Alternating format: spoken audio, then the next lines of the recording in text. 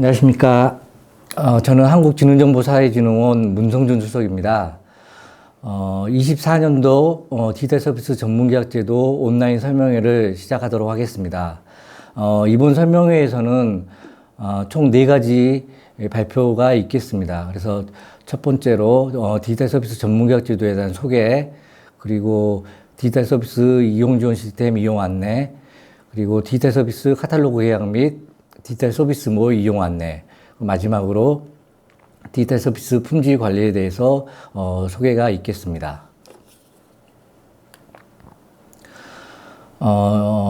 이번 그 온라인 설명을 시청하시는 도중에 이 화면에 보시는 QR코드 보이시죠? 이 QR코드를 이용해서 찍으시면은 이벤트 페이지로 접속 가능하신데요. 거기에 시청 인증 이벤트에 응모하시면은 저희가 한 100분 정도 추천을 통해서 스타벅스 기프티콘을 드리니까 많은 참석과 응모 부탁드리겠습니다. 그럼 디지털 서비스 전문계약제도에 대한 전반적인 소개 발표를 시작하도록 하겠습니다.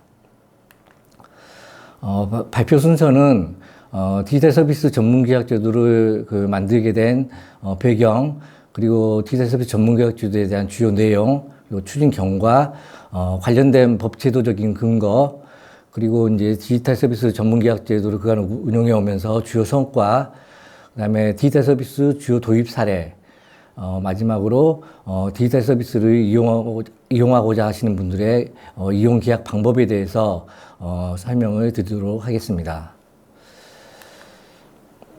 첫 번째 그 디지털 서비스 전문계약제도를 만들게 된 배경입니다. 2010년쯤 해서 저희 정보화라든지 그 정보 시스템 구축 패러다임에 상당한 변화가 있게 됩니다. 기존에 이제 전통적으로 정보화를 하거나 뭐 정보 시스템을 구축할 때는 그 시스템 구축에 필요한 하드웨어나 소프트웨어 이런 것들을 갖다 직접 구매를 하고 거기에다가 이제 필요한 응용 어플리케이션을 개발해서 탑재를 하고 그렇게 해서 이제 시스템이 구축이 되고 나면은 구축 기관에서 그 시스템을 갖다가 소유하면서 이후에 이제 운영 유지 보수까지 직접 하는 형태 뭐 이런 식이 전통적으로 정보 시스템 구축이나 정보화를 추진하는 방식이었는데요. 2010년 뭐 이때쯤 돼서 다양한 그 상용화된 클라우드 서비스들이 많이 등장을 하게 되고요. 그리고 기술적인 성숙도도 높아지고 뭐 이제 이런 상황이었습니다. 그래서 이제 전통적으로 시스템을 직접 구축하는 방식에서 그 잘 만들어진 그 민간의 상용 클라우드 서비스를 갖다가 이용하는 방식으로 패러다임이 바뀌기 시작을 합니다. 이렇게 이제 기술적인 그 기술 환경적인 변화뿐만 아니고 그 공공 부분에서 이런 서비스 이용으로 전환이 가속화되고 확대되는 데에는 이런 기술적 환경 이외에도 정책적인 드라이브가 같이 병행이 돼서 이런 전환이 가속화됐다고 보면 되겠습니다. 그래서 미국이나 영국 같은 이제 선진국에서 가장 먼저 정부 주도로 클라우드 퍼스트 정책을 갖다가 펼치기 시작합니다. 그래서 2011년, 뭐 12년, 이때쯤에서, 영국과 미국 각각, 클라우드 퍼스트 정책을 갖다가 발표를 하게 되고요. 그리고 특히 이제 영국 같은 경우는, 공공 부분에서 그 클라우드 서비스 같은 디지털 서비스를 유통하기 위해서, 정부가 마켓플레이스를 갖다가 구축해서 운영을 합니다. 그래서 현재 보면은 한 3만 개 이상의 디지털 서비스들이 영국 디지털 마켓플레이스에 등록되어 있고, 이런 서비스들이 공공부문에서 활발히 유통이 되고 있습니다.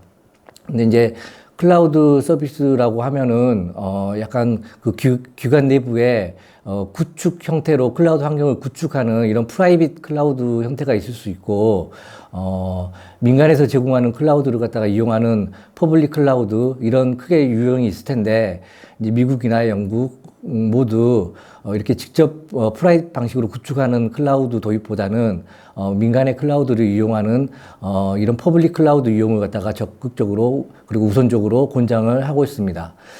우리나라 같은 경우도 이런 이제 선진국들 흐름에 발맞추기 위해서 2015년도에 클라우드 컴퓨팅법을 제정을 하게 됩니다. 그래서 이제 이런 클라우드 컴퓨팅법을 통해서 공공 부분에서 클라우드 우선 도입을 갖다가 권장을 하게 되면서 그 클라우드 퍼스트 정책에 동참을 하게 됩니다. 하지만 이제 우리나라 같은 경우는 미국, 영국에 비해서 공공 부분에서 그 클라우드 도입이 빠르게 이루어지지는 않았고요. 그리고 이제 클라우드를 도입하더라도 이런 퍼블릭 클라우드를 이용하는 방식보다는 초기에는 기관 내부에 클라우드 환경을 구축하는 프라이빗 클라우드 도입 형태가 주류를 이뤘습니다. 그래서 이제 정부에서는 이런 민간 클라우드 서비스가 공공 부분에 빠르게 도입되고 이용 활성화되고 이제 이와 더불어서 디지털 서비스 관련된 산업도 같이 활성화되고 이런 것들이 필요했는데 이렇게 이제 공공 부분에서 디지털 서비스들이 빠르게 유입되게 하기 위해서는 이런 서비스를 도입할 때 필요한 계약 제도를 갖다가 좀 더 간편하고 신속하게 도입할 수 있는 계약 제도를 갖다가 좀 정비하지 않으면은 실질적으로 빠른 그 도입 확산이 이루어지지 않겠다. 뭐 이제 이런 판단이 되었고 이런 이유 때문에 공공 부문에서 디지털 서비스를 도입하려고 할 때 기존 계약 방식보다 좀 더 간편하고 쉽고 빠르게 계약을 갖다가 체결할 수 있는 디지털 서비스 전문 계약 제도라는 걸 갖다가 만들게 되었습니다. 두 번째 이제 디지털 서비스 전문 계약 제도의 주요 내용입니다.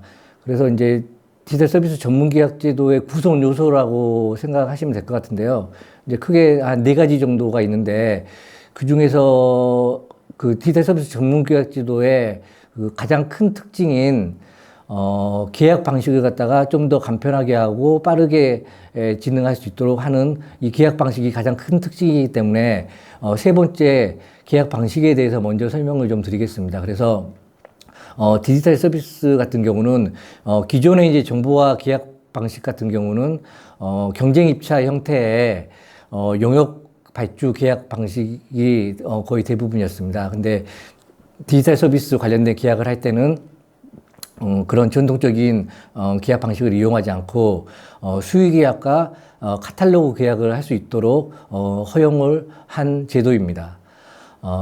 그래서 이제 수의 계약이나 카탈로그 계약을 하게 되면은 기존 계약 방식에 비해서 프로세스라든지 소요 기간들이 획기적으로 줄어들기 때문에 이런 큰 계약 방식에서의 차이가 있다고 보시면 됩니다. 그리고 이제 그러면 수의 계약이나 카탈로그 계약할 수 있는 디지털 서비스가 뭔지, 이런 디지털 서비스에 대한 정의도 클라우드법 시행령 개정을 통해서 정립을 했습니다. 그리고 이런 전문 계약 제도를 이용해서 계약할 수 있는 디지털 서비스들을 갖다가 체계적인 심사와 절차를 통해서 선정할 필요가 있겠다. 이런 필요성 때문에 디지털 서비스 심사위원회를 갖다 구성해서 운영하는 것도 법의 근거를 마련을 했습니다. 그리고 이제 마지막으로 이런 전문 계약 제도가 잘 시행될 수 있도록 시스템적으로도 지원이 필요할 텐데, 그래서 이제 과기정통부에서 디지털 서비스 이용 지원 시스템이라는 것을 구축해서 운영을 하고 있고요.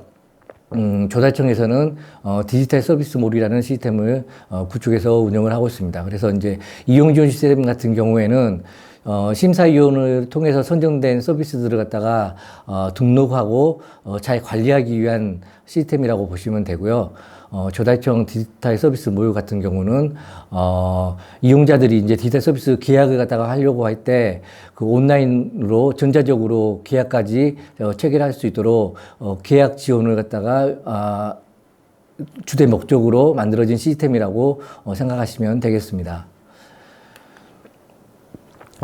디지털 서비스 정의에 대해서 조금만 더 부연 설명을 드리겠습니다. 그래서 크게 디지털 서비스 유형을 이제 3가지로 유형 분류를 했습니다.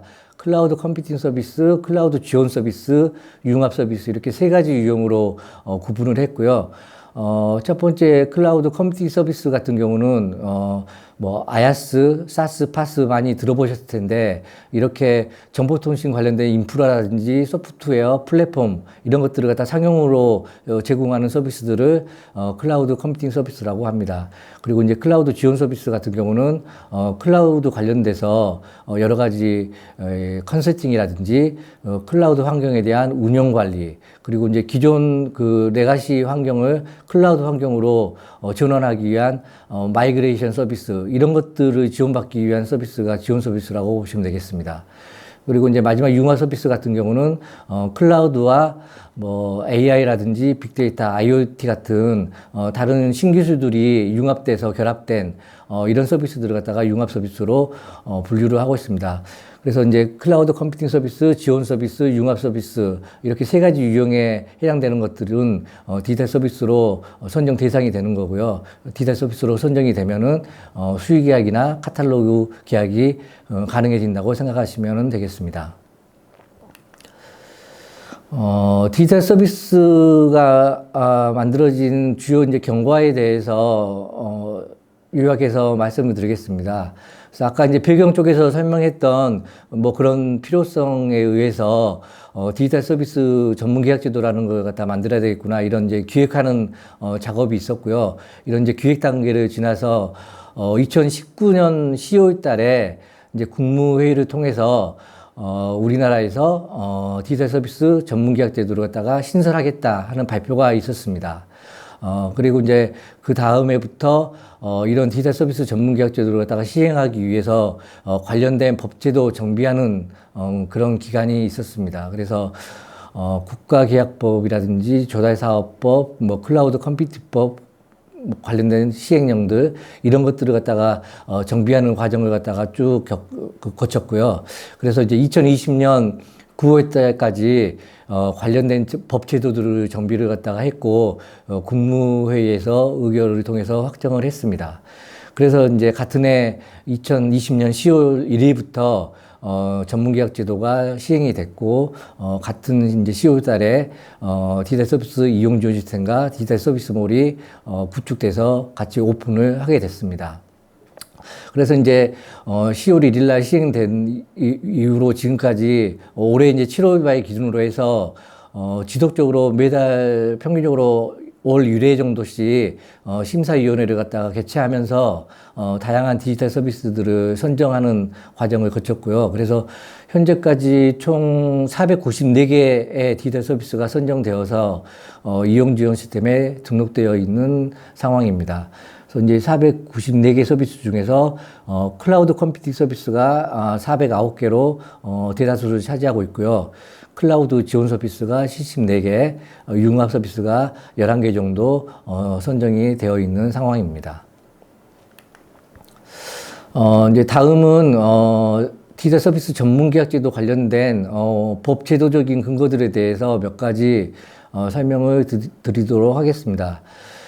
일단 클라우드 컴퓨팅법 20조를 보면은 아까 설명드렸던 디지털 서비스라는 것들은 이렇게 뭐 세 가지 유형의 서비스를 디지털 서비스라고 한다, 이런 디지털 서비스에 대한 정의가 나와 있고요.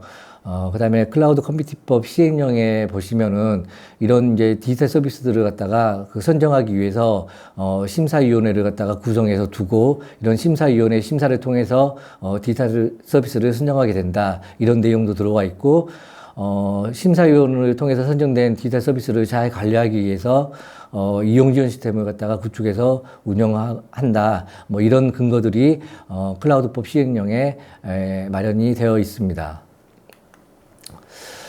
그래서 이제 디지털 서비스가 공공 부문에서 유통되는 체계에 대해서 조금 요약해서 말씀을 드리면은, 디지털 서비스로 이제 선정받고자 하는 제공자들, 클라우드 기업들이 되겠죠. 이제 이런, 기업들이, 이용 지원 시스템에, 우리 서비스를, 디지털 서비스로 선정을 갖다가 요청합니다 하는 심사 신청을 갖다가, 하게 되고요.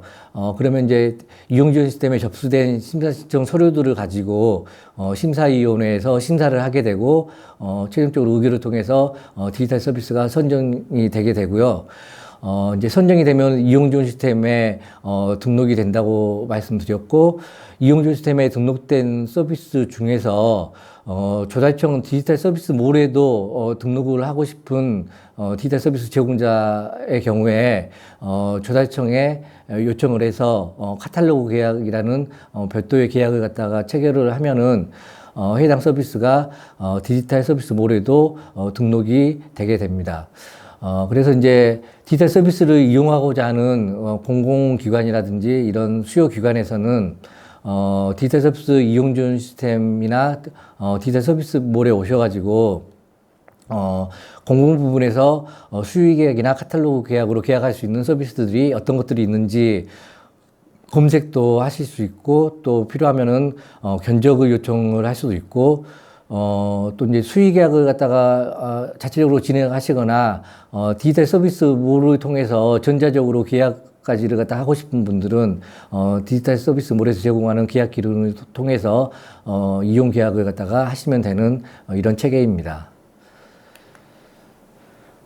그리고 이제 이번 근거는 디지털 서비스 전문계약 제도의 그 계약 방식에 대해서 언급되어 있는 근거들입니다. 그래서 기재부 계약 예규 중에서 이제 정부 입찰 계약 집행 기준이라는 계약 예규가 있는데요.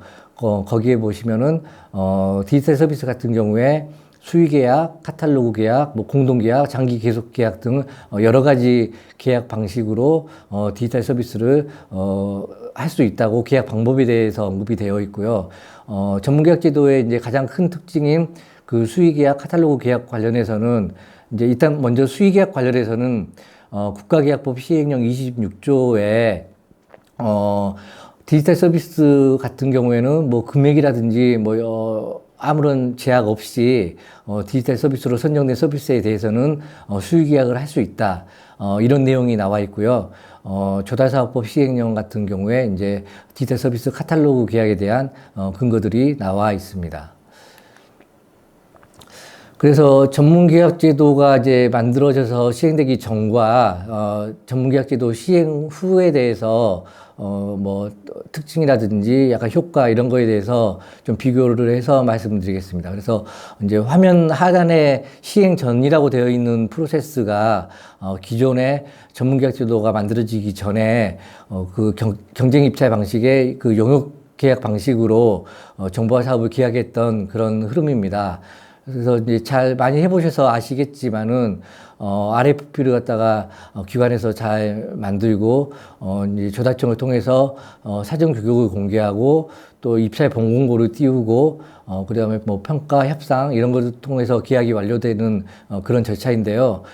소요 기간이 뭐 최소 계약이 완료되기까지 한 3달 내외 정도 기간이 소요되어서 계약까지 상당한 그 기간이 소요됨을 알 수가 있습니다. 근데 이제 디지털 서비스 전문계약제를 통해서 수의 계약이나 카탈로그 계약을 갖다가 진행하게 되시면은 도입하고자 하는 서비스를 갖다가 검색이나 이렇게 잘 해서 선택을 하신 다음에 수의 계약, 카탈로그 계약 이런 식으로 진행을 하게 되시면은 평균적으로 뭐 2주 내외 정도면은 계약 체결을 갖다가 완료할 수 있게 됩니다. 그래서 이런 계약 기간의 소요 기간의 획기적인 단축 그리고 그에 따른 뭐 여러 가지 행정 효율의 제고 이런 것들이 기대 효과로 나와 있고요. 그리고 이런 이제 계약 방식이 편리해지고 빨라지기 때문에 공공 부문에서 디지털 서비스를 갖다가 도입하는 그런 빈도라든지 이런 것들도 많이 늘어나기 때문에 디지털 서비스의 공공 부문 도입이라든지 공공시장 확대 이런 것들이 같이 이루어지고 그래서 이제 관련된 산업 성장도 같이 이루어지고 이런 선순환 기대 효과를 갖다가 생각해 볼 수가 있겠습니다. 이제 마지막 근거는, 디지털 서비스 관련된 뭐 예산을 편성하고 집행하는, 그런 부분에 대한, 제도적인 근거입니다.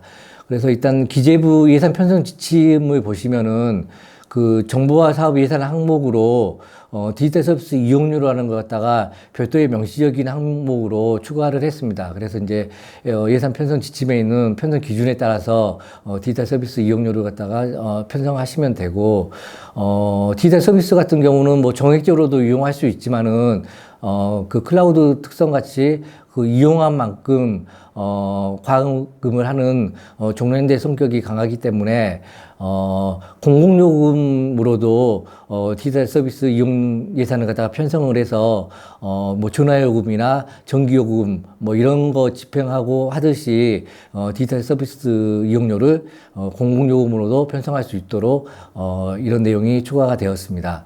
그리고 그 기재부 예산 집행 지침에 보시면은 그 낙찰 차익 관련된 내용들이 있습니다. 그래서 정보화 사업 낙찰 차익 같은 경우는 원칙적으로 불용이 원칙이고요.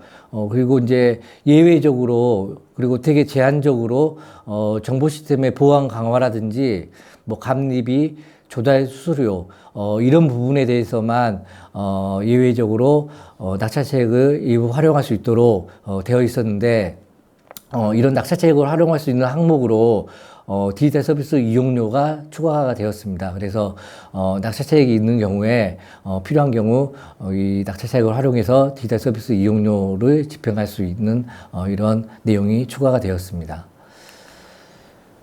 다음은 이제 그간 디지털 서비스 전문계약제도를 갖다가 4년 가까이 운영해 오고 있는데 정량적인 성과에 대해서 간단하게 말씀을 드리겠습니다.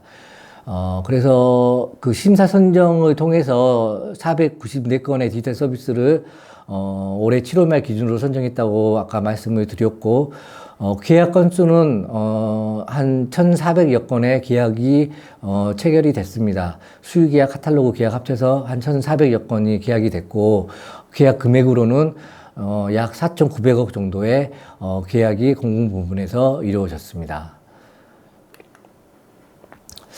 다음은 이제 디지털 서비스 유형별로 좀 계약이 많았던 한두 개의 서비스 도입 사례를 말씀을 드리겠습니다.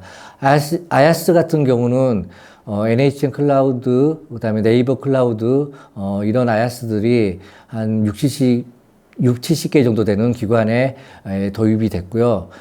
사스 같은 경우는 이젠터치 토이라는 그 도서 관리 관련된 소프트웨어입니다. 이런 것들이 한 220개 기관에 도입이 됐고, 두레이라는 약간 협업 관련된 툴입니다. 이런 것들이 한 68개 기관에 디지털 서비스 전문교육제를 통해서 도입이 됐습니다. 융합 서비스 같은 경우는 AI 의료 영상 분석 서비스라는 게 있는데 한 21개 기관에 도입이 됐습니다. 그리고 이제 클라우드 지원 서비스는 뭐 클로잇이라는 지원 서비스가 한 15개 기관에서 계약을 체결해서 이용이 되고 있는 사례가 있습니다. 그리고 이제 보시는 거는 그 계약 건수와 계약 금액으로 구분을 해서 가장 그 빈도가 높았던 것들을 갖다가 탑10 서비스를 갖다가 정리를 해 보았습니다. 그래서 시간 나실 때 한번 보시면은 참고하시면 될 것 같습니다. 이제 마지막으로 그 디지털 서비스를 갖다가 이용하려고 하는 분들을 위해서 그 이용 계약을 갖다가 어떻게 하면 되는지 방법에 대해서 설명을 드리고 발표를 마치도록 하겠습니다. 그래서 이제 디지털 서비스 이용 계약이 되는 그 흐름과 체계에 대해서 다시 한번 말씀을 드리면은 디지털 서비스로 선정받기 위한 기업들이 디지털 서비스 심사 신청을 하게 되고, 심사위원회의 심사를 통해서 디지털 서비스가 선정이 되게 되면은 선정된 서비스들이 디지털 서비스 이용 지원 시스템에 등록이 되게 됩니다. 그래서 이제 이 이용 지원 시스템에 등록된 서비스들 중에서 조달청의 그 디지털 서비스 몰에도 등록을 하려고 하면은 그 디지털 서비스 제공자들이 조달청과 별도의 카탈로그 계약을 갖다가 체결하게 되면은 그 디지털 서비스 몰에도 서비스가 등록이 되게 되고요. 그래서 이제 디지털 서비스를 갖다가 도입하고자 해서 계약을 갖다가 하고자 하는 수요 기관에서는 이런 디지털 서비스 이용 지원 시스템이라든지 디지털 서비스몰을 이용을 해서 수의 계약이나 카탈로그 계약을 체결을 해서 계약을 갖다가 완료하시면 되겠습니다. 이용 지원 시스템하고 그 디지털 서비스몰하고 그 서비스 등록된 서비스 수에서 약간 차이가 있어서 잠깐 말씀을 드리겠습니다. 그 아까 말씀드린 대로 그 심사위원을 통해서 선정된 서비스들은 이제 모두 이용 지원 시스템에 등록이 되기 때문에 현재 한 494개 정도 서비스가 이용 지원 시스템에 등록되어 있는 상황인데요. 디지털 서비스몰에도 이제 서비스가 등록되려고 하면은 별도의 카탈로그 계약을 맺어야지 이제 등록이 되기 때문에 현재 이제 카탈로그 계약을 맺지 않은 서비스들도 상당히 존재하기 때문에 디지털 서비스몰에는 한 이용 지원 시스템에 등록된 서비스보다 한 30% 정도 적은 서비스들이 등록돼 있어서 등록된 서비스 수의 차이가 좀 있다는 거는 알고 계셔야 될 것 같고, 만약에 이제 디지털 서비스몰을 통해서 계약을 해야 되겠다 하시는 분들이 계시면은 먼저 그 계약을 하고 싶은 서비스가 디지털 서비스몰에도 등록되어 있는지 먼저 확인을 하시고 진행을 하시는 게 좋겠습니다. 이제 다음으로 그 디지털 서비스 계약 관련된 절차와 절차별 주요 내용에 대해서 말씀을 드리겠습니다. 그래서 크게 이제 수의 계약과 카탈로그 계약 두 가지 계약 방식이 있다고 했는데, 둘 다 뭐 기존 계약 방식 같이 경쟁 입찰 방식은 아니기 때문에, 개념적으로는, 다 수의 계약의 일환이라고 보시면 됩니다. 그래서 이제, 특히, 공정성과 투명성을 확보를 해서, 계약을 체결하는 노력이 필요하다고 하겠습니다. 그래서 일단 이제 첫 번째 계약을 하려고 하는 단계에서는, 요구사항 정의서를 작성하는 단계가 있습니다. 그래서 수요기관이 도입하고자 하는 그 서비스에 대한 요건을 잘 정의하는 단계라고 보시면 되고요.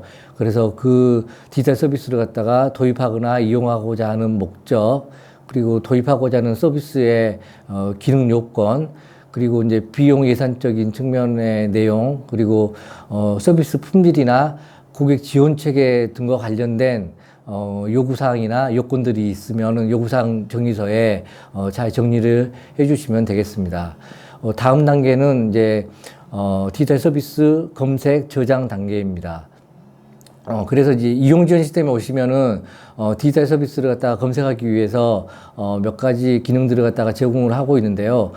키워드를 통해서 검색하는 수도 있고 여러 가지 검색 필터들을 제공하고 있는데, 이런 검색 필터들을 이용해서 디지털 서비스를 갖다가 검색을 할 수가 있습니다. 그래서 아까 첫 번째 단계인 요구사항 정의서에 기술된 내용이나 용어 중심으로 키워드를 넣든지 필터들을 갖다가 잘 설정을 해가지고 객관적으로 검색을 갖다가 수행하시면 되고, 이제 검색을 하게 되면은 검색 결과가 나올 텐데, 이런 검색 결과들은 PDF 파일로도 저장이 가능하시고 또 프린터로 인쇄도 할 수가 있습니다. 그래서 이런 검색 결과들을 갖다가 나중에 우리가 왜 이런 디지털 서비스들을 갖다가 대상으로 해서 뭐 평가를 했거라든지 최종적으로 계약을 했는지 공정성, 투명성 측면에서의 증빙 자료로 활용할 수 있기 때문에 검색을 갖다가 잘 진행을 하시고 검색 결과도 저장을 하셔가지고 필요시에 활용을 하시면 되겠습니다.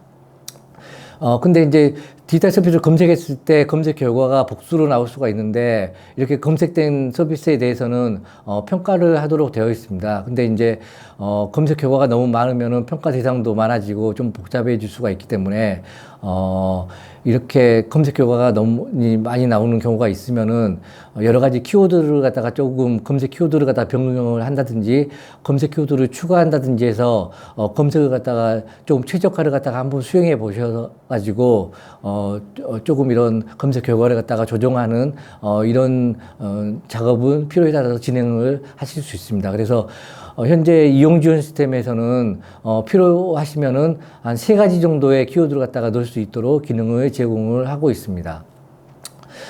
세 번째 절차는 이제 조달 방식을 선택하는 단계입니다. 그래서 중앙조달 그 디지털 서비스몰에 가셔가지고 계약하는 방식이고요. 기관 자체적으로 수의 계약을 하시는 자체 조달 이런 두 가지 방식 중에서 기관에서 원하는 방식으로 아무거나 선택을 하실 수 있겠습니다. 그래서 이제 두 가지를 갖다가 아무거나 선택을 하실 수 있지만은 약간의 이제 차이점에 대해서만 설명을 드리겠습니다. 그래서 중앙조달 같은 경우 디지털 서비스몰을 가셔가지고 계약을 하시는 경우에는 지금 디지털 서비스몰 같은 경우에는 서비스 하나당 한 건의 계약을 갖다가 체결하는 체계로 되어 있습니다. 그래서 만약에 이제 예를 들어서 어떤 기관에서 계약하거나 도입하려고 하는 서비스가 두 개가 있다고 했을 경우에 디지털 서비스몰에서 계약을 갖다가 이제 하시려고 하면은 두 건의 계약을 갖다가 진행을 하셔가지고 두 건의 계약으로 계약의 체결이 되는 형태이고요. 만약에 이제 수의 계약을 하게 되시면은 그 한 건의 공동 계약으로 그래서 결국 한 건의 계약 행위를 통해서 두 개의 서비스를 갖다가 계약을 할 수 있습니다. 약간 이런 차이가 있기 때문에 이런 것들도 좀 참조하셔가지고 계약 방식을 갖다가 원하시는 대로 선택을 하시면 되겠습니다. 그리고 이제 네 번째, 뭐 다섯 번째 단계는, 이용 계약을 갖다가 선정을 해서 평가를 하고, 최종적으로 계약을 체결하는 행위를 하시는 단계입니다. 그래서 뭐 자체 조달 같은 경우에, 이제 수의 계약을 갖다가 하시면 되는데, 기관 내부 절차에 따라서, 관련된 평가 절차라든지 프로세스 이런 것들에 따라서 진행을 하시면 되고 뭐 평가를 갖다가 하실 때는 뭐 이용진 시스템에서 검색된 검색 결과라든지 기업들한테 요청해서 받은 견적서라든지 또 필요시 기업들한테 요청해서 받은 제안서 그리고 이용진 시스템에 등록된 그 디지털 서비스에 대한 뭐 산색 교육 정보 뭐 이런 정보나 자료들을 활용하셔가지고 평가를 갖다가 하시면 되고요. 디지털 서비스몰을 통한 그 중앙 조달을 하실 경우에도 그 디지털 서비스몰에서 그 제시하는 프로세스가 있습니다. 그래서 디지털 서비스몰에 가시면은 뭐 이용자들을 위한 가이드 같은 것들을 갖다가 제공을 하고 있는데 그런 것들을 갖다가 참조해 가시면서 지금 진행을 하시면 됩니다. 그래서 큰 흐름을 보시면은 디지털 서비스몰에서 제안 요청을 갖다가 하게 돼 있고 그 다음에 이제 제안서들을 갖다가 기업들이 시스템을 통해서 제출을 하게 돼 있고 그리고 이제 접수된 제안서에 대해서 기관 자체적으로 평가를 하고 뭐 이제 협상을 통해서 계약이 완료되는 큰 흐름의 이런 흐름이고요. 만약에 이제 접수된 제안서가 한 건만 있다고 하더라도 그 적격성 평가라는 것들을 수행을 해야 되고요. 그 한 개 시스템에 대해서 평가를 해서 그 평가 점수가 85점 이상은 되어야지 계약을 갖다가 이제 하실 수 있고요. 이제 제안서가 복수인 경우에는 이제 상대 평가를 통해서 하나의 계약 대상을 갖다가 선정하시면 되겠습니다. 그리고 이제, 계약 같은 경우에는, 계약서 같은 경우에, 뭐, 이제 수의 계약은 뭐, 특별히 공통된, 양식이었기 때문에, 기관별로 갖고 있는 양식이라든지 이런 것들을 활용해서 수의 계약을 갖다가 진행을 하시면 되고, 디지털 서비스몰을 통한 중앙 조달 같은 경우에는, 디지털 서비스몰에 가셔가지고 그 프로세스 흐름을 타면서, 일단, 조달 요청서를 갖다가 작성을 하게 되면은, 조달청에서, 수요기관과 제공업체에다가, 납품 요구서를 갖다가 통보하게 돼 있고, 이제 이런 절차가 끝나고 나면은, 디지털 서비스몰에서, 전자적으로 그 디지털 서비스에 대한 계약서가 나오게 되는 형태입니다. 이제 여기까지 해서, 계약 행위는, 마무리가 되고요. 마지막 여섯 번째 단계는, 계약이 완료된 이후에, 진행해야 될 사항입니다.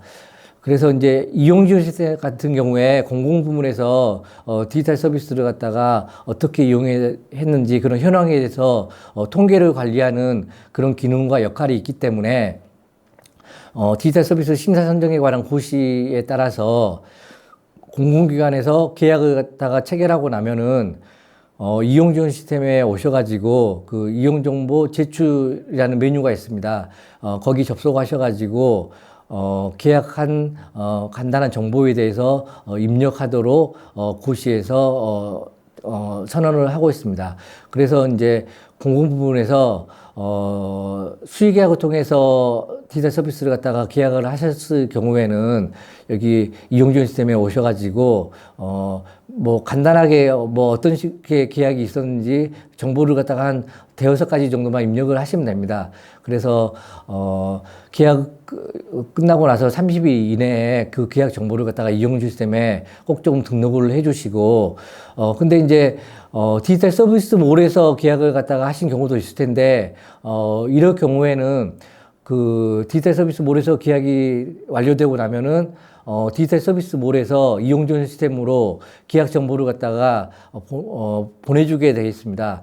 그래서 별도로 이제 이용 시스템에 오셔가지고 계약 정보를 갖다가 입력해 줄 필요는 없고 시스템 연기를 통해서 계약 정보가 넘어오기 때문에 수의 계약으로 계약을 하셨을 경우에만 이용 지원 시스템에 오셔가지고 계약 정보를 갖다가 입력해 주시면 되겠습니다.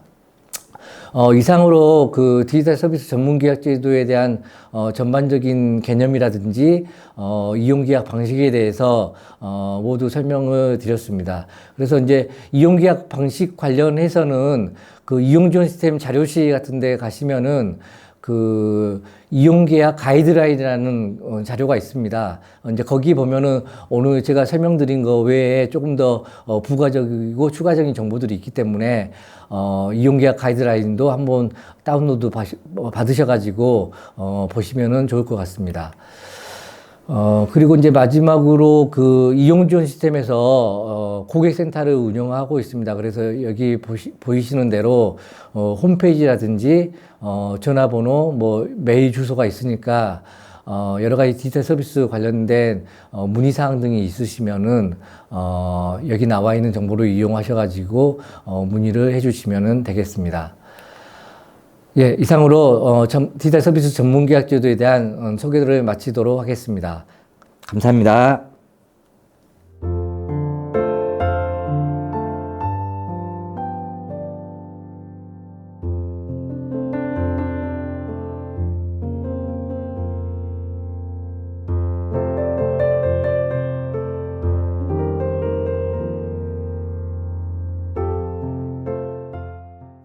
안녕하세요. 이용지원 시스템 운영단의 최성현입니다. 지금부터 디지털 서비스 이용지원 시스템 이용 방법 및 서비스 등록에 대한 간단한 안내를 알려드리려고 합니다. 전체적으로 5개의 카테고리로 진행을 할 예정이고요. 먼저 심사 신청 절차 및 서류 안내를 설명드리도록 하겠습니다. 일단 절차를 보시면 심사 신청 접수, 그 다음에 전문가 검토, 심사위원회 심사, 그 다음 디지털 서비스 선정 총 4단계로 구성이 되게 되어 있습니다. 심사 신청 접수에 대해서 좀 더 상세하게 설명을 드릴 텐데요. 공통 서류와 서비스 유형별 제출 서류로 나뉘어 있는데 서비스 유형과 제공 유형에 따라 제출되는 서류가 상이할 수 있기 때문에 먼저 공통적으로 제출되는 서류에 대해서 알아보도록 하겠습니다. 공통 서류에서는 디지털 서비스 심사 신청서, 법인 등기사항 전부 증명서, 사업자 등록증, 그리고 신용평가 등급 확인서, 그 다음 디지털 서비스 개요서, 디지털 서비스 제공 역량 증명 자료 등이 필요합니다. 디지털 서비스 심사 신청서는 디지털 서비스 이용 지원 시스템 홈페이지를 통해 서비스 심사 신청을 하시게 되며 웹상에서 입력되기 때문에 별도로 제출하실 필요는 없습니다. 법인 등기사항 정보 증명서는 서비스 신청일로부터 3개월 이내에 발급받으신 증명서를 받으셔서 제출하셔야 합니다. 신용평가 등급 확인서는 신청일 기준으로 유효기간이 남아 있어야 하고 디지털 서비스 개요서의 경우 해당 서비스가 어떤 서비스인지를 명확하게 알 수 있도록 내용을 작성해 주시면 되는데요. 해당 내용은 3자가 이해가 할 수 있을 정도의 수준으로 작성을 해 주시기 바랍니다. 마지막으로 제공 역량 증명 자료는 디지털 서비스 심사 선정 등에 관한 고시 별표 4 디지털 서비스 제공 역량의 항목별 검토 기준을 충족하는 증빙 자료를 제출하시면 되고 이는 좀 복잡해서 뒤에서 다시 한번 설명드리도록 하겠습니다. 다음은 서비스 유형별 제출 서류에 대한 안내를 해드리도록 하겠습니다. 클라우드 컴퓨팅 서비스의 경우에 클라우드 보안 인증제, 즉 CSAP를 받은 필수로 제출을 하셔야 합니다. 다만 각 급 학교의 학생들을 교육 목적으로 제공하는 클라우드 컴퓨팅에 대해서는 CSAP 인증 제출을 예외로 하고 있습니다. 다만 학교 교육 목적의 클라우드 컴퓨팅 서비스임을 증명할 수 있는 서류와 디지털 서비스 교육 목적 제공 확인서 양식을 디지털 서비스 이용 지원 시스템의 심사 신청 안내 페이지에서 내려받아 작성하신 후에 제출해 주시면 됩니다. 서비스 수준 정책서 SLA를 필수로 제출해 주시면 되는데요. 다만 이 부분에 대해서는 중개 제공자의 경우에는 서비스, 디지털 서비스에 대한 공급 및 기술 지원 확약서라는 것을 별도로 추가 작성해서 같이 제출해 주셔야 합니다. 해당 양식은 이용 지원 시스템 심사 선정 절차 안내 페이지에서 다운로드 받으실 수 있기 때문에 또는 찾기 어려우시다면 1:1 또는 기술지원센터로 문의해 주시면 됩니다. 융합 서비스의 경우에는 소명 자료 제출이 필요한데요. 심사 신청 안내 페이지에 그 양식이 있고 이 부분에 대한 자료를 내려받아 제출해 주시면 됩니다. 공통 서류에서 기재되지는 않았지만 이용 지원 시스템 홈페이지에 자가점검 체크리스트도 자료실에서 내려받으실 수 있고 이 부분도 작성을 어차피 하셔야 되기 때문에 같이 작성을 하시는 것을 추천드립니다. 다음으로 서비스 검토에 있어 서류가 모두 제출된 다음에 본격적으로 검토 단계를 진행하게 됐는데요. 이때 서비스 제도에 대한 선정이 되었을 때 서비스가 안정적으로 이용 지원 시스템에 제공이 가능한지 여부를 판단하게 되어 있습니다. 이와 관련해서는 총 3가지의 기준으로 나뉘는데요. 첫째는 디지털 서비스 해당 여부로 심사 선정 절차를 말했듯이 앞에서 3가지 유형, 즉 클라우드 컴퓨팅, 클라우드 지원, 융합 서비스 중에서 정확하게 어떤 유형에 해당하는지를 검토하게 됩니다. 그리고 두 번째는 신청하는 제공자의 신용 등급과 휴폐업, 그다음 부도, 계약 이행 등에 대한 불투명한 여부를 해당하는 경영 상태와 부정당 업체에 대한 제재 여부 등을 모두 검토하게 됩니다. 마지막으로 3번째인 제공 역량은 좀 더 다음 페이지에서 상세하게 좀 설명을 드리도록 하겠습니다.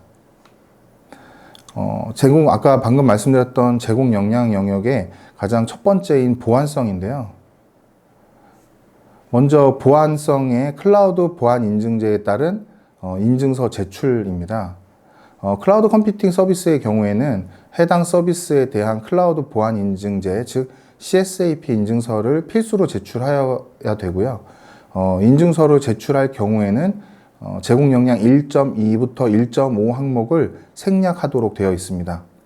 그리고 각급 학교 학생들의 교육적인 목적으로 등록하실 경우에는 해당 부분을 제출하지 않는 대신에 저희 이용 지원 시스템 서비스 심사 신청 등에 관한 고시 별지 제6호를 다운받으셔서 작성 후 제출해 주시면 예외로 처리가 가능합니다. 다음으로는 침해 사고 대응 절차 및 사후 관리 대책입니다. 클라우드 컴퓨팅법, 정보보안통신법 등 관련 법률에서 침해 사고와 관련한 요구는 준수하는 사항이 발생을 하게 되는데요. 그에 대해서 충분히 이 부분을 충족하는지 준수하고 있는지 등을 모두 보고 검토하는 항목으로 크게 2가지를 검토하고 있습니다. 첫 번째는 침해 사고 통지 내용, 그 다음 방법, 적성성 같은 침해 사고의 발생 시 이용자에게 통지 및 내용, 그 방법을 명시하고 제시하는가를 검토하고 있고요. 그 검토 기준인 침해 사고 통지 방법, 그 다음 내용 발생에 대한 원인, 서비스 제공의 피해 확산 방지 조치 현황 등 서비스 이용자의 피해 방법 또는 예방에 대해서 확산 방지 방법, 담당 부서 및 연락처에 대한 통지 방법, 그 다음 내용 등으로 검토할 수 있도록 제시되어 있습니다. 그 다음 침해 사고 대응 절차 및 사후 관리 대책 부분입니다. 이 부분에 대해서는 치매 사고 대응 절차 및 사후 관리 대책의 적성성을 치매 사고 원인 및 대응 절차, 재발 방지 및 확산 방지 대책, 주기적인 훈련, 점검에 대한 실시 계획, 이런 부분들을 포함해서 제시해 주셔야 합니다. 치매 사고 원인 분석 및 대응 절차를 서비스 신청사가 치매 사고 발생하면 이를 처리하고 이거에 대한 어떠한 절차를 제시하는지를 확인하고 검토하는 항목입니다. 재발 및 확산 방지 대책에서는 신청사가 치매 사고 재발 및 확산 방지 대책으로 수행할 수 있는 방안을 제시하시면 됩니다. 특히 지원 서비스의 경우에는 물적 자원과 인적 자원의 투입이 수반되기 때문에 이에 대한 모든 부분을 필수적으로 제시하셔야 합니다.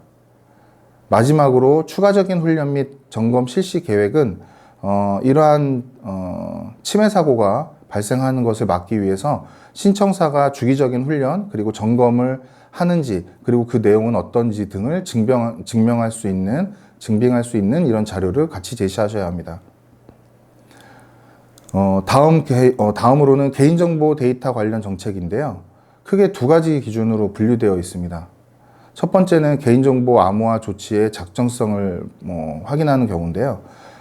신청한 서비스에서 운영 중인 상황에 개인정보나 그 데이터에 대한 암호화에 대한 현황, 그리고 개인정보의 종류, 이런 부분들을 제시하셔야 되고요. 이때 비밀번호, 바이오정보, 고유 식별정보 처리를 할 경우에 필수 암호화 대상으로 포함해야 합니다. 비밀번호, 단방향 암호화, 이런 부분들과 같은 경우에 전송 구간에 있어서 암호화가 정상적으로 적용되어 있는지, 그리고 내용은 이를 수반할 역량을 가지고 있는지 등을 확인할 수 있도록 증빙 자료를 함께 제시하시고, 앞서 제시한 암호화 대상에 대한 안전한 암호화 알고리즘을 적용하여 운영에 대한 안전한 부분이 확인되는지를 제시하셔야 합니다. 안전한 암호화 알고리즘 적용에 대한 상세한 부분은 개인정보보호법 해설서를 참조해서 작성을 해주시면 됩니다. 그리고 두 번째는 데이터 변환 및 폐기 절차의 작성인데요. 데이터 변환 및 폐기 절차와 데이터 국외 이전 여부, 데이터 서비스 처리에 대한 위치, 이 부분은 이제 국내인지 국외인지에 대한 내용들을 포함해서 제시해 주시면 되고요. 만약 개인정보를 처리하지 않거나 암호화 대상이 없을 경우에는 이 부분에 대한 것들을 개인정보나 암호화가 없다라는 것을 명시하고 이를 근거를 명확하게 해서 저희에게 소명 자료를 제출해 주셔야 합니다. 안전한 코딩 방법으로는 해당 항목에서 서비스에 대한 신청사가 개발에 있어 시큐어 코딩 점검에 대한 계획을 어떻게 수립하였고, 수립한 계획을 이행한 후 결과에 대한 부분을 도출해서 이를 정상적으로 조치까지 완료했는지를 제시하시고 이를 검토하도록 합니다. 제시하실 때는 점검 수행 주체, 점검 도구, 점검 시기, 그리고 점검 결과 등 다른 조치 사항 등 검토 기준을 충족하는지에 대한 내용을 모두 확인할 수 있도록 작성되어야 합니다. 이때 별도의 점검 툴이 없이 전문 인력을 활용한 경우에는 해당 내용을 충분히 명기해 주셔야 되고요. 서비스 특성 및 운영 사항에 따라서 좀 더 적합적인 방법, 그다음 기준 등을 검토해서 이제 진행을 하니 이 부분은 참고하시기 바랍니다. 다음으로 취약 점검 및 조치 사항입니다. 해당 항목 같은 경우는 서비스 개발, 그다음 운영, 환경 이런 부분들에 대해서 보안 취약점에 대한 점검 조치 내용을 제시해 주시면 되고요. 제시하실 때는 취약점 점검 시기, 점검 결과, 그다음 조치 사항, 그다음 주기적인 점검 계획 등을 검토 기준에 대한 모든 부분을 충족할 수 있을 내용으로 작성하셔서 제출하시면 됩니다. 추가로 1.4, 1.5 항목의 경우 이를 제시하실 때 점검 조치를 수행한 내용을 검토할 수 있는 증빙 자료로 추가로 제출해 주셔야 검토가 가능한 부분입니다. 다음으로 운영 안정성에 대해서 설명드리도록 할 텐데요. 먼저 가용률에 있어서 설명을 드리겠습니다. 가용률의 경우에는 목표 수준 가용률, 그다음 산정 방식, 가용률 보장 정책 3가지를 서비스 유형에 맞도록 명확하게 제출이 돼서 제시되어야 되고요. 서비스 유형에 따라서 아이아스 파스의 경우 99.9% 이상의 목표 수준을 충족해야 되고요. 좀 다른 사스의 경우에는 99.5% 이상의 목표 수준을 기준으로 하고 있습니다. 이 외에 지원 서비스나 융합 서비스의 경우에는 자체적인 목표 수준만 제시하시면 되기 때문에 이 부분에 대해서는 기존의 기업 내에서 자체적으로 가지고 있는 부분으로 그대로 제출하시면 됩니다. 산정 방식의 경우에는 가용률 산정 방식에 대해서 제시하셔야 되고요. 보장 정책 같은 경우에 가용률은 목표 수준에 미달하는 경우에 이용자에게 어떻게 보상해 줄 것인지를 정책적으로 제시해 주시면 됩니다. 그 검토 기준에 충족하는 것으로 모두 제출해 주셔야 되고요. 사스의 경우에는 좀 다른 부분이 인프라 플랫폼 위에서 운용을 하고 있기 때문에 아이아스 파스의 가용률을 준용해서 제출하시는 경우가 많이 있습니다. 하지만 사스의 경우에는 아이아스와 사스의 가용률이 아닌 사스 서비스 자체적인 가용률을 제시해서 제출하셔야 됩니다. 그리고 모니터링 정보의 경우에도 앞선 가용률과 같이 아이아스와 파스, 사스 그 외의 서비스에 대해서 검토 기준이 상이한 부분이 있거든요. 이 부분에 대해서 한번 다시 설명을 드리면 아이아스의 경우에는 인프라 모니터링이 가능해 해서 리소스 사용량이 이제 제공되고 그다음 장애 정보, 장애에 대한 알림 기능 그리고 API를 통한 추가적인 기능 등으로 제출을 하셔야 합니다. 그리고 파스하고 사스의 경우에는 신청한 서비스를 통해서 최종 이용자에게 제공되는 서비스 모니터링 그 부분이 어떤 정보들을 보여주고 어떤 주기로 그리고 어떤 방법으로 확인할 수 있는지 등을 제시해 주시면 됩니다. 그 외의 서비스의 경우에 리소스 사용량, 장애 정보 및 장애 정보 알람 기능 그리고 모니터링 정보 제공 절차하고 관련된 제공 관련해서 제공 주기, 그다음 제공 방법을 동시에 제시해 주시면 됩니다. 백업 및 복구에 대해서 설명을 드리면 백업 복구의 항목 같은 경우는 신청한 서비스에 대해서 장애 대응 체계와 백업 정책을 갖추고 있는지에 대한 부분을 검토하는 항목으로 보고 있고요. 모든 유형에 대해서 공통적으로 제시하게 됩니다.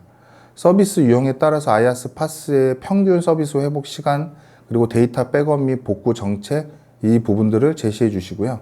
사스의 경우에는 해당 서비스에 대한 백업 정책, 검토 기준 등을 충족하는 내용으로 제시해 주시면 됩니다.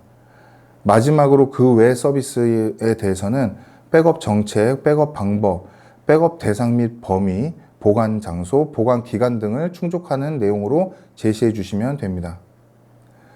그리고 지원 체계 부분에 있어서는 먼저 조직 인력 구성 현황 및 이용 지원 체계의 경우에 아래 검토 기준을 충족하는 내용으로 제시해 주셔야 되는데요. 첫 번째로는 조직 인력 구성 현황, 신청한 서비스에 대한 운용 부분에 대해서 지원하는 조직 그리고 이런 부분들을 직무 및 역할로 구분해서 제시해 주시면 됩니다.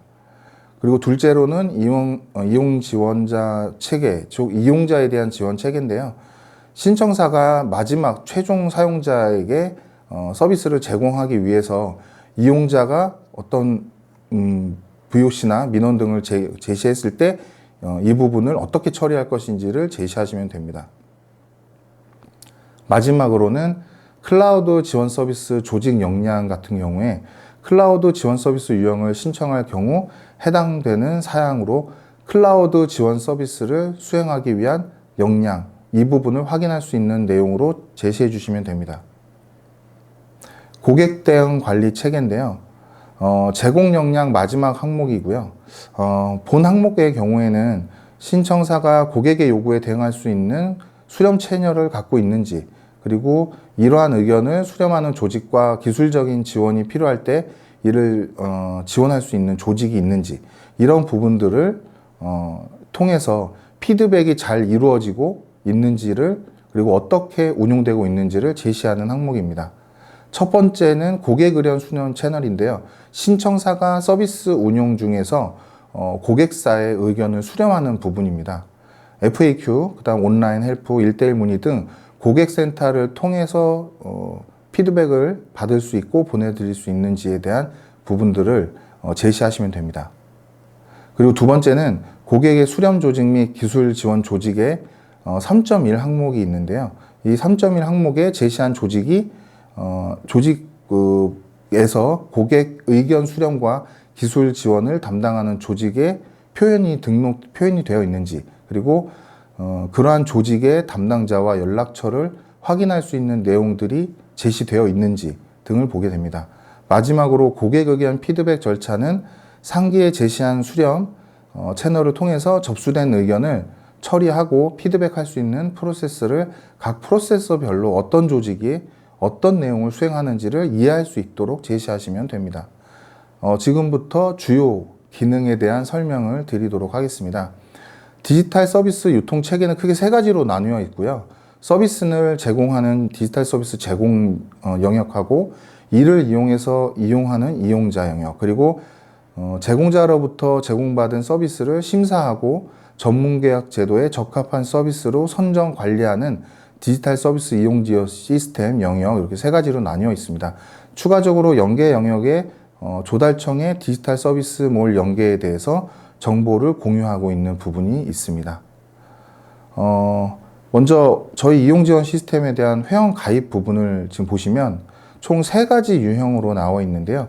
일반 회원, 서비스 제공자, 그다음 서비스 이용자로 구분되게 되어 있습니다. 일반 회원의 경우에는 단순하게 페이지에 대한 뷰, 그 다음에 단순한 게시글을 확인하는 수준의 권한만 부여가 되어 있고요. 반대로 서비스 제공자하고 이용자에 대해서는 각각 특성에 있는 기능이 부여가 됩니다. 서비스 제공자의 경우에는 서비스를 등록하고 관리하고 정보 변경 등을 할 수 있고, 그리고 이용자로부터 견적서를 받은 이런 정보들을 한눈에 보고 이용할 수 있는 권한이 주어집니다. 그리고 서비스 이용자의 경우에는 서비스를 검토하고, 그 다음에 서비스를 필터 검색이나 또는 상세 검색 등을 통해서 검색하고, 이를 즐겨찾기, 그리고 견적을 요청하고 이에 대한 피드백을 받을 수 있는 서비스 이용에 관련된 보다 많은 기능들을 제공받는 권한을 받고 있습니다. 이렇게 세 가지 중에 원하는 형태의 서비스 회원으로 선택을 하시고요. 회원을 가입을 하시게 되는데, 지금 보시는 화면에서 이름, 그 다음에 이메일, 이메일에 대한 중보, 그 다음에 이메일에 대한 인증 발송이 되어 있습니다. 여기서 주의하실 점은 이메일의 경우에 앞서 제공자 또는 이용자로 선택을 했을 경우에, 특히 이용자의 경우에는 행정공공기관의 담당자인지를 확인하기 위해서 이메일의 주소를 저희가 확인하게 됩니다. 그래서 여기에 이메일 주소를 다르게 입력할 경우, 즉 기관이 아닌 개인의 회사 메일이나 다른 메일로 등록하실 경우에는 별도의 알람창을 통해서 해당 기관은 공공기관, 즉 이용자로 등록하실 수 없다고 피드백으로 알려주게 됩니다. 만약 공공기관이신데 또는 행정공공기관 안에 들어가는 기관이신데 가입이 안 되시는 메일로 나오신다면 저희 쪽에 고객센터를 통해서 확인 후 등록하는 절차를 밟으시면 이용하실 수 있습니다. 그리고 회원 가입 시 개인정보에 대한 활용 동의 등 여러 가지 대응에 대한 필수 사항들을 이렇게 받게 되어 있습니다. 그리고 휴대전화의 경우에는 이제 다른 부분들에 대해서 크게 문제가 없는데요. 특히 요번에 좀 바뀐 부분 중에 휴대전화에 대해서 개인 본인 확인을 하게 되어 있습니다. 그래서 본인 확인이 누르시게 될 텐데요. 그때는 저희 쪽에 연동되어 있는 간편 인증 기능을 통해서 휴대폰 번호를 입력을 받도록 되어 있습니다. 그리고 기업에 대한 정보를 입력하고 또는 기관에 대한 정보를 입력하는 화면으로 넘어가게 되고요. 그 부분을 넘어가게 되면 최종적으로 회원에 대한 가입은 완료가 됩니다. 먼저 제공자에 대한 설명을 드리면요. 제공자가 가장 많이 이용하게 될 서비스 심사 신청에 대한 부분인데요. 디지털 서비스 심사 신청에 대한 부분은 지금 화면에 보시는 것처럼 두 번째 셀 탭에 서비스 심사 신청이라는 메뉴가 있고요. 이 메뉴에 서비스 심사 신청하기를 누르시게 되면 지금 보시는 화면처럼 그 기업에 대한 사업자 등록번호를 기준으로 인증을 받게 됩니다. 이때는 공동인증서를 통해서 기업에 대한 인증을 받게 되고요. 이 부분을 통해서 해당 담당자가 해당 기업의 기업의 직원인지 또는 기업에서 확실히 이 부분을 허가받고 하는지 등을 이 인증서를 통해서 확인하고 있습니다. 그래서 가장 먼저 이제 서비스하고 등록되는 가장 이제 첫 번째 포인트인데요. 등록하시는 그 서비스가 클라우드 컴퓨팅 서비스인지 아니면 지원 서비스인지 융합 서비스인지를 선택하게 됩니다. 여기서 클라우드 컴퓨팅에는 IaaS, SaaS, PaaS라는 카테고리가 있고요. 클라우드 지원 서비스에는 사실상 지원 서비스 자체는 하나인데요. 다만 그 안에 유형이 세 가지로 분류되어 있습니다. 컨설팅, 마이그레이션, 그다음 운용 관리라는 세 가지 카테고리가 있다고 보시면 됩니다. 그리고 마지막으로 융합 서비스, 이렇게 세 가지로 나눠서 신청을 하실 수 있습니다. 거기서 심사 신청을 최종적으로 선택을 요약을 하셨으면 그 다음에 가장 먼저 기업에 대한 정보를 입력하게 됩니다. 그리고 서비스에 대한 정보, 서비스명이라든지 그 유형, 이런 아까 선택하셨던 부분들 외에 추가적으로 확인 사항들을 일부 선택을 하게 되는데요. 이 부분에 대해서는 크게 어려움 없이 넘어가실 수 있습니다. 앞서 말씀드린 것처럼 서비스에 대한 유형을 선택을 하셨을 텐데 여기서 주의하실 점이 IaaS의 경우에는 원제공자와 중개제공자로 나뉘게 되어 있어요. 원제공자의 경우에는 보신 CSAP 인증서 상에 서비스명으로 하게 되어 있습니다. 다만 중개제공자의 경우에는 서비스의 명칭을 저희가 규정하고 있는데요. 지금 화면에서 보시는 것처럼 중개제공자의 기업명에 추가적으로 중개서비스4 원제공자 기업명, 그 다음 서비스 유형 형태의 이름을 가지게 됩니다. 예시를 보시면 이용지원 시스템 중개서비스4 네이버 클라우드 IaaS라고 명시가 되어 있습니다. 그리고 SaaS, PaaS, DaaS의 경우에는 중개제공자 기업명 플러스 중개서비스명, 원제공자 기업명 플러스 서비스 유형으로 되어 있고요. 이 부분에 대해서는 또 지금 보시는 것처럼 명칭을 입력하지 않으시면 저희가 다시 검토 가기 전에 미리 저희가 다시 수정할 것을 요청을 드리고 있습니다. 그리고 심사 신청이 완료가 되시면 지금 보시는 것처럼 서비스 심사 신청 아까 서브 카테고리에 신청 현황이라는 메뉴가 있습니다. 이 심사 신청 메뉴를 들어가셔서 이미 제출이 완료된 서비스에 대한 현황을 한 번에 보실 수 있습니다. 그리고 이용자에 대한 부분을 설명을 드릴 텐데요. 이용자의 경우에는 말 그대로 서비스를 이용하기 위한 사용자이기 때문에 가장 먼저 서비스 찾기를 가장 먼저 설명을 드릴 텐데요. 페이지 첫 화면에 디지털 서비스 찾기 메뉴를 클릭을 하십니다. 그리고 클릭을 하시면 서비스를 실제적으로 검색을 하실 수 있는데 여기서 포인트를 하나 설명을 드리면 자연어 검색을 저희가 지금 보시는 화면에서 한 가지만 되어 있는데요. 사실상 입력한 후 하단에 플러스 키가 보이게 됩니다. 그래서 총 자연어를 3개까지 텍스트로 입력해서 검색하실 수 있고요. 그 다음 서비스의 유형별로 그 다음에 제공자의 선택되는 이런 규칙 여러 가지 항목들에 대한 유형별 그 다음 선택하는 항목별로 이 좌측 영역에 있는 필터 항목들이 계속 바뀝니다. 그래서 원하시는 부분들을 순차적으로 IaaS면 IaaS, SaaS면 SaaS 등으로 선택을 하시고 그 다음에 기업의 유형, 그 다음에 원하시는 어떤 인증 여부 등을 선택하시면 최종적으로 필터에 대한 부분을 확인하실 수 있습니다. 이 부분도 마찬가지로 서비스에 대한 유형이나 이런 것들을 선택할 때마다 하단에 있는 유형도 변경이 되고요. 이런 부분들을 모두 선택하시게 되면 실제 서비스에 대한 부분을 필터가 됐을 때 나온 화면이 보이실 텐데요. 이 부분들을 이제 검색 결과 저장이라는 아이콘을 통해서 저장을 하실 수 있습니다. 즉 현재 화면에 보이시는 486개에 대한 부분을 검색 이력으로 저장하실 수 있습니다.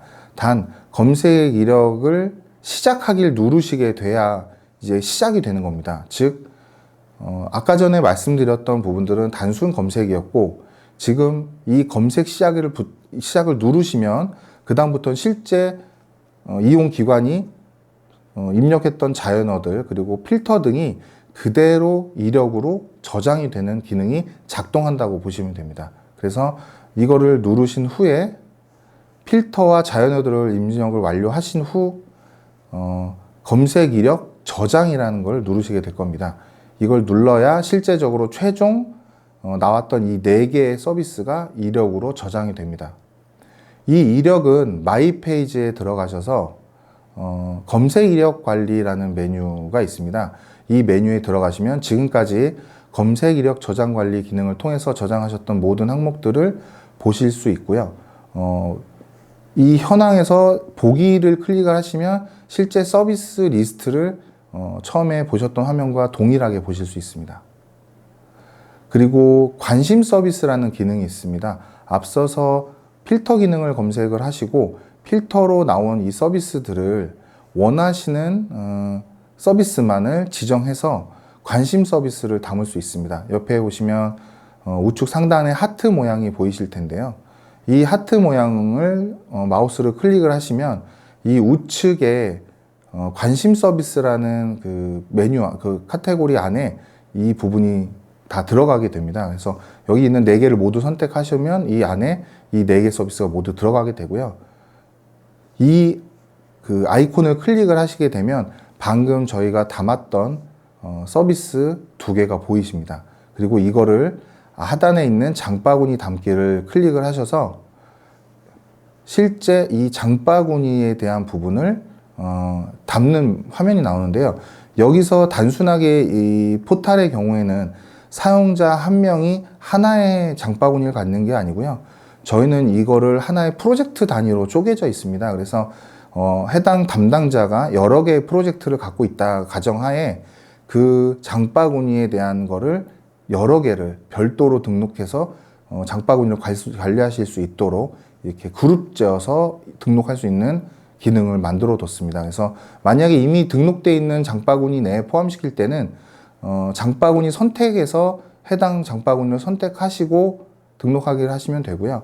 만약에 신규로 만드시고 싶으면 상단에 장바구니 만들기를 통해서 생성, 즉 등록을 하고 서비스를 담으시면 됩니다. 해당 서비스를 담으신 후에 관심 서비스 메뉴를 이동을 해보시면 지금 관심 서비스에 대한 부분 리스트가 보이시게 됩니다. 이 리스트를 클릭을 하셔서 들어가실 수 있고요. 들어가시게 되면 이 관심 서비스에 대해서 견적을 이렇게 요청하실 수 있습니다. 그러면 그 견적들을 요청하시는 화면이고요. 여기에서 아까 여기 상단에 지금 장바구니 목록 제목 바로 밑에 보시면 이런 이 장바구니에 대한 그룹명이고요. 그 그룹명 하단에 실제 그 그룹 안에 등록했던 서비스 리스트가 보이십니다. 그리고 이 서비스 리스트에서 원하는 견적서를 원하는 서비스를 체크하시고 동시에 신청을 하실 수도 있고요. 원하는 서비스만 별도로 선택적으로 견적서를 요청하실 수 있습니다. 여기에서 견적 요청을 하는 기능도 있지만 서비스별로 조달청 나라장터에 디지털 서비스몰에 등록이 되어 있는 서비스도 있어서 그 화면으로 바로 넘어갈 수 있도록 하는 기능을 가지고 있는데요. 지금 보시는 화면에 카탈로그 계약이라는 탭의 그 메뉴에 이 색깔 아이콘을 누르시면 지금 원하시는 서비스에 대한 카탈로그 계약으로 넘어가도록 되어 있습니다. 그리고 수의 계약의 경우에는 말 그대로 견적서를 요청을 하셔서 받으신 걸 어떻게 보면 관리하시는 부분이라고 보시면 됩니다. 이 부분을 신청을 하시기 위해서는 간편 인증을 통해서 처리를 하실 수 있고요. 이 간편 인증의 경우에는 본인 휴대폰 번호를 기존에 등록해 놨던 휴대폰 번호를 통해서 진행을 하시면 됩니다. 이렇게 해서 서비스에 대한 견적을 요청을 하셨다면 기업이 이를 보고 견적을 답변을 주게 됩니다. 이 견적의 경우에는 디지털 서비스 이용 관리 메뉴에서 견적 답변 현황을 보실 수 있고요. 이 부분에 대한 거는 지금 화면에서 보시는 바와 같이 리스트를 보여주고 있습니다.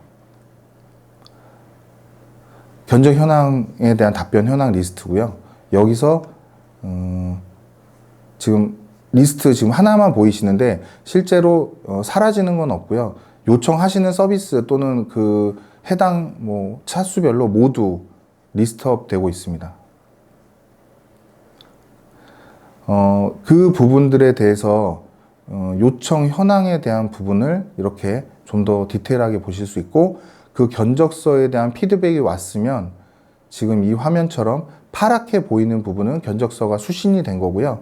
그렇지 않은 경우에는 대기 상태라고 보시면 됩니다. 그리고 이용 정보 등록에 대한 부분을 설명을 드리겠습니다. 계약 정보 제출과 공개에 있어서는 클라우드 컴퓨팅법 시행령 제15조의 2, 제5항에 따라 선정된 디지털 서비스를 이용한 경우 그 이용 내역, 즉 이용 계약 정보, 종합 쇼핑몰을 통한 이용 내역을 포함하고요. 이 부분들을 이용 지원 시스템에 등록해야 합니다. 이는 30일 이내에 등록하는 것을 권고하고 있습니다.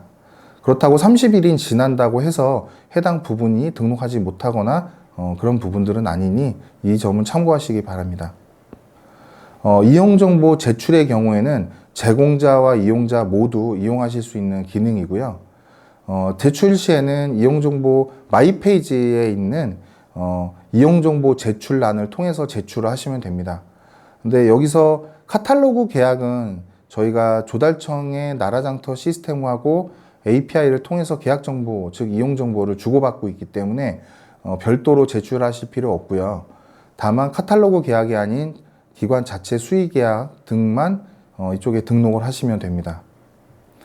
이 부분에 대해서 등록하시는 화면이고요. 이 부분들에 대한 거를 이제 등록을 하신 걸 보실 수 있습니다.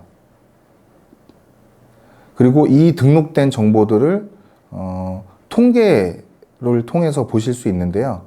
이 부분들은 디지털 서비스 이용 관리라는 탭 메뉴 안에 가시면 여러 가지 유형이나 형태로 보실 수 있도록 되어 있습니다. 네, 감사합니다.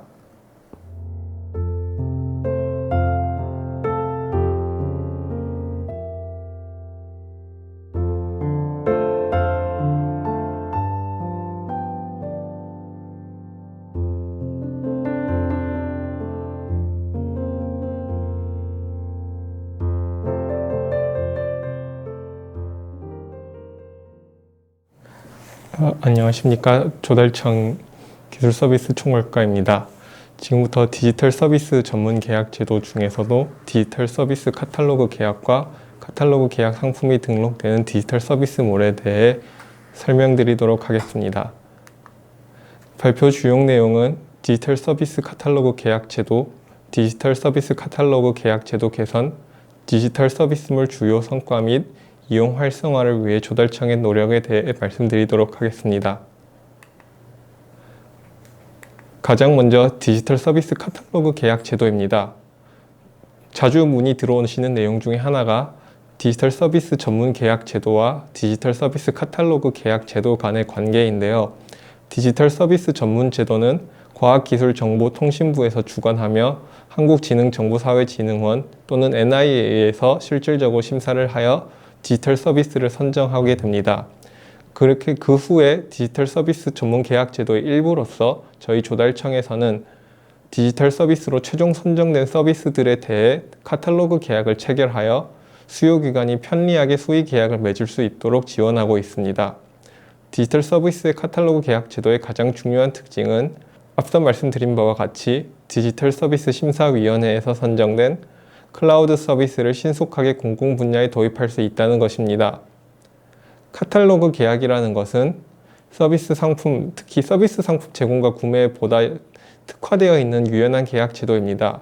서비스 상품의 경우에는 어떤 특정한 규격이 나오기가 비교적 어렵고 그 수요기관 입장에서 어떤 정확한 규격을 요구하기보다는 이러한 서비스를 이용하고 싶다의 형태로 수요를 제공하는 경우가 많기 때문에 계약 상대자인 업체가 자신들이 제공할 수 있는 서비스의 목록을 일종의 카탈로그로 제작하여 카탈로그를 계약을 한 다음 수요기관은 해당 카탈로그를 보고 자신들에게 필요한 서비스만을 골라서 납품 요구를 하는 과정입니다. 이 과정에서 수요기관이 원하는 대로 어떤 정해진 규격만을 구매하는 것이 아니라 제공된 카탈로그에서 자신들이 필요한 상품만을 골라 가격 협상을 해 계약 조건을 보다 유연하게 결정할 수 있다는 특징이 있습니다.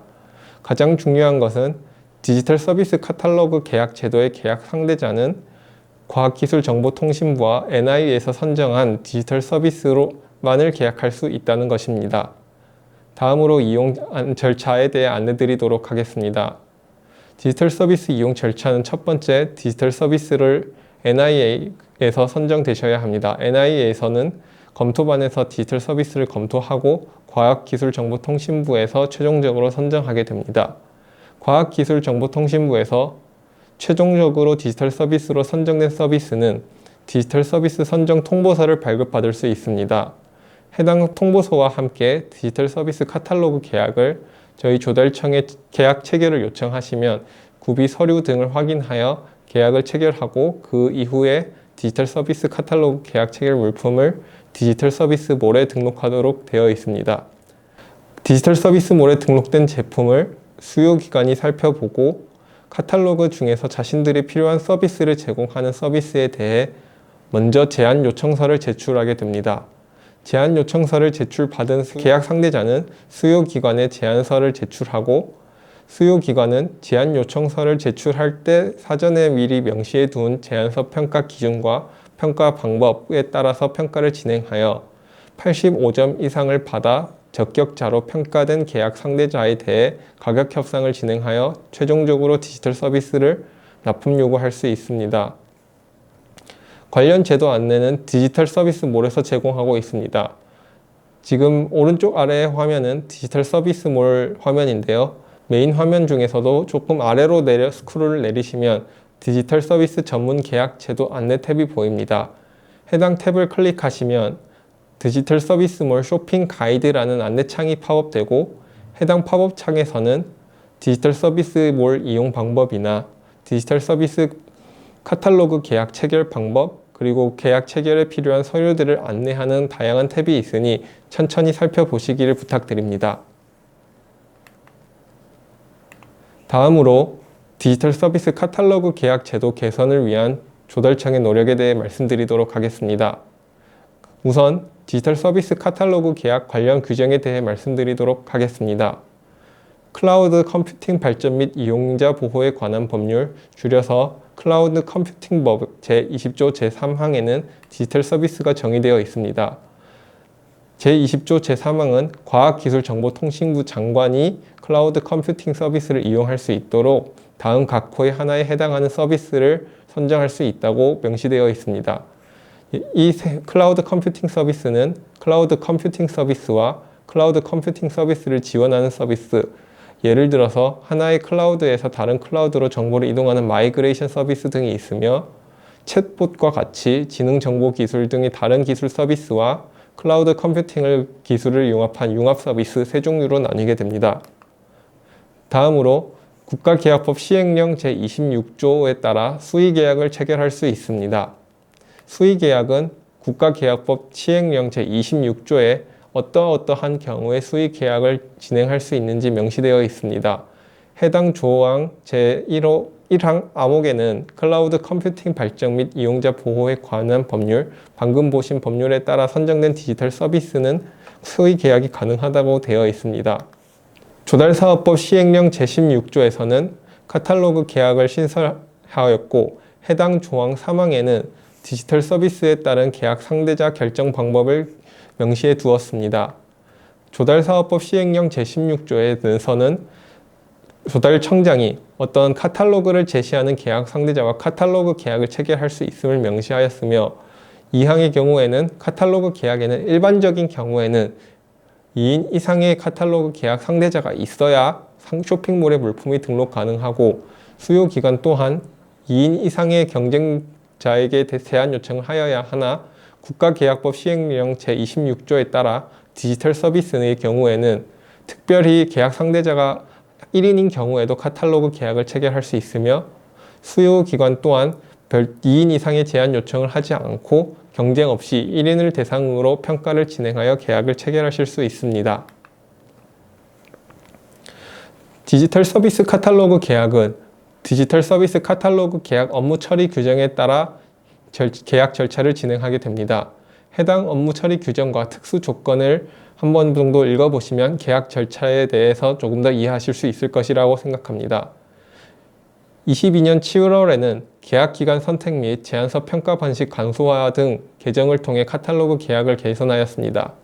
계약기간 선택은 원래 디지털 서비스의 경우에는 기본 계약 기간이 3년이었고 반드시 3년 단위로 계약을 하여야 했으나 수요기관과 계약 상대자의 편의를 위해 1년, 2년, 3년 중 선택하여 계약을 체결할 수 있도록 규정을 개정하였습니다. 또한 제안서 평가 방식 간소화의 경우에는 기존에는 카탈로그 계약을 체결한 다음 제안 요청을 수요기관이 한 다음에 업체가 제안서를 반드시 제출하여야 하였으나 기본 제안서를 통해 만일 기본 제안서가 수요기관이 평가하였을 때 85점 이상이어서 적격자로 선정할 수 있는 경우에는 별도 제안 요청과 제안서 제출 과정 없이 바로 납품업체를 선정하여 가격 협상을 진행할 수 있도록 하였습니다. 이를 통해 통상적으로 제안서 제출 및 평가에 9일이 소모되는 것을 5일로 단축할 수 있었습니다. 카탈로그 계약 체결에는 먼저 물품 번호를 받아야 합니다. 이 물품 번호는 디지털 서비스몰이 아닌 물품 등록 신청하는 별도의 사이트에서 진행하게 되는데요. 기존 물품 등록 과정에서는 과학기술정보통신부에서 최종적으로 디지털 서비스로 선정되어서 디지털 서비스 선정 통보서를 발급받았을 때에만 물품 등록을 허락해 주고 있었습니다.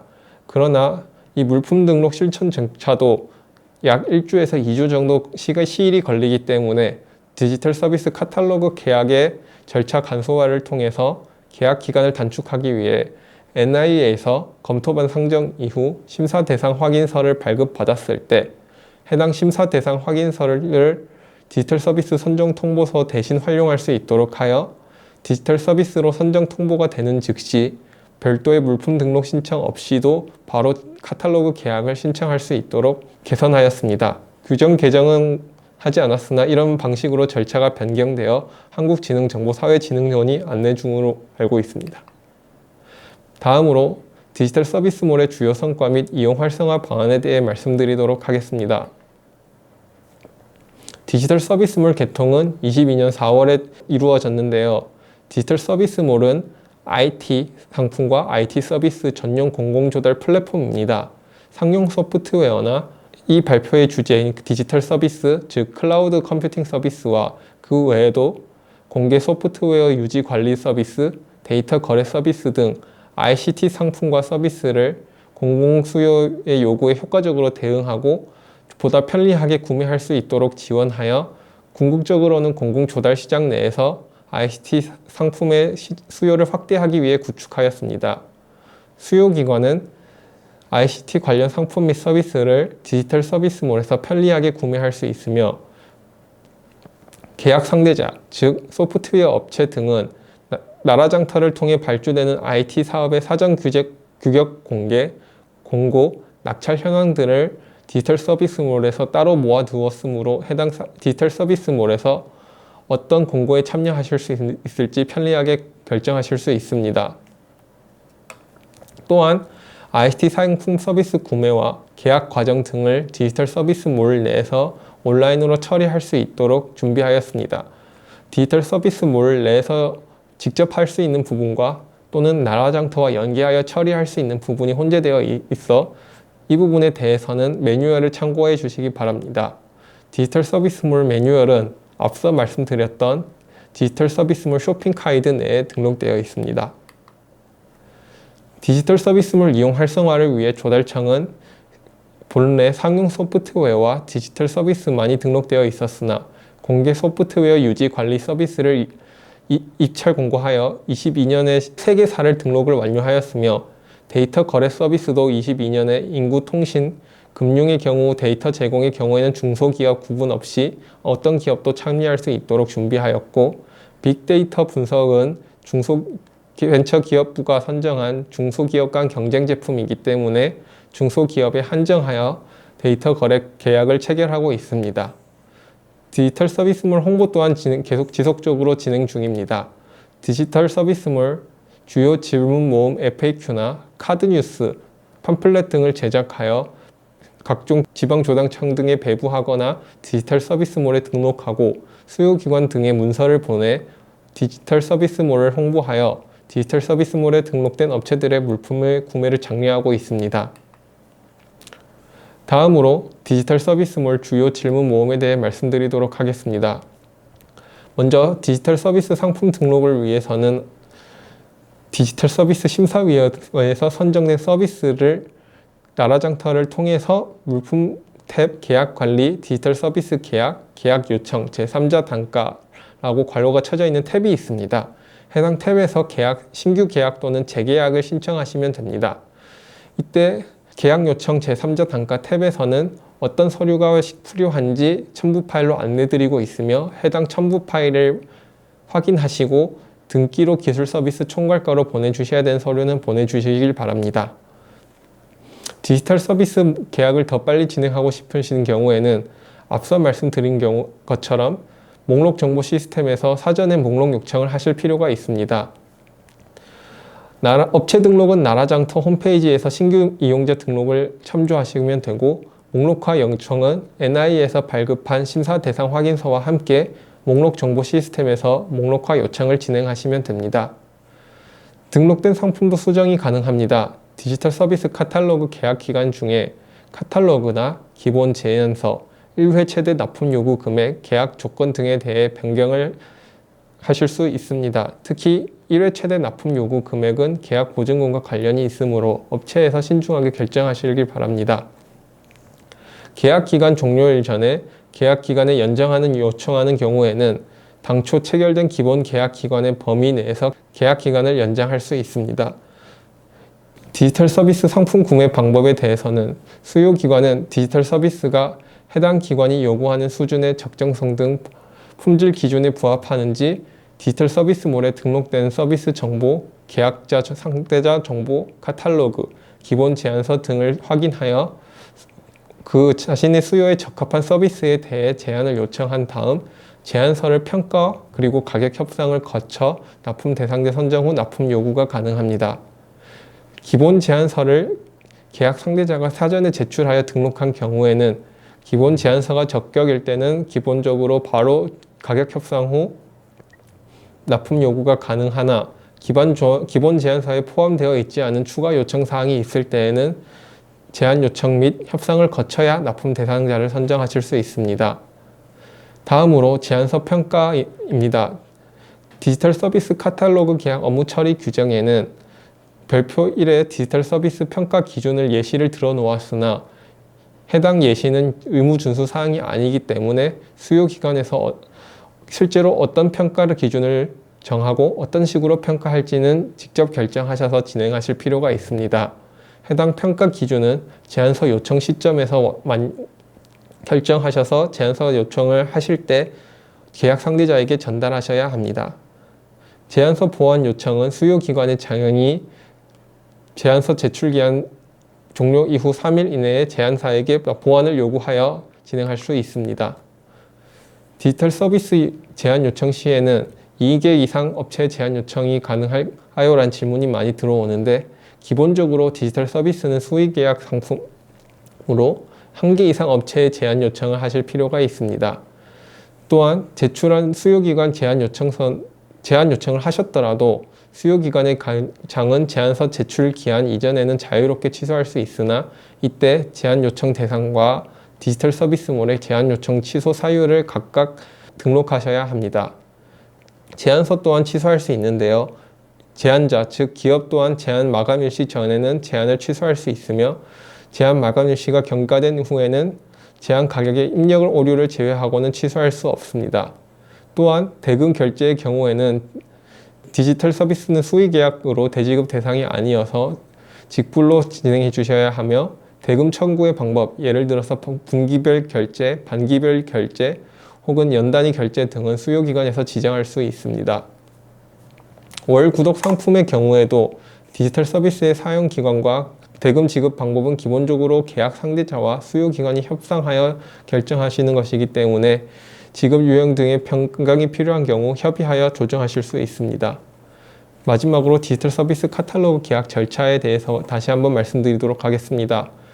과학기술정보통신부에서 디지털 서비스로 선정되신 다음 나라장터를 통해 계약 신청을 하시고, 계약 체결이 완료되면 디지털 서비스몰에 등록이 되고, 수요기간이 등록된 상품의 제한 요청, 그리고 제안서 제출 및 평가, 마지막으로 가격 협상을 거쳐서 납품 요구를 진행하게 됩니다. 이상입니다.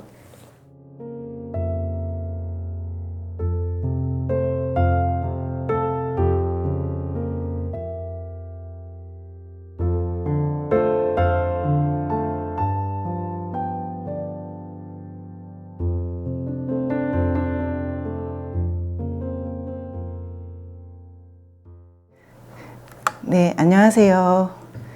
설명회에 오신 여러분 환영합니다. 저는 디지털 서비스 품질 관리를 소개를 해드릴 거고요. 한국정보통신기술협회 클라우드 융합평가팀 최현숙입니다.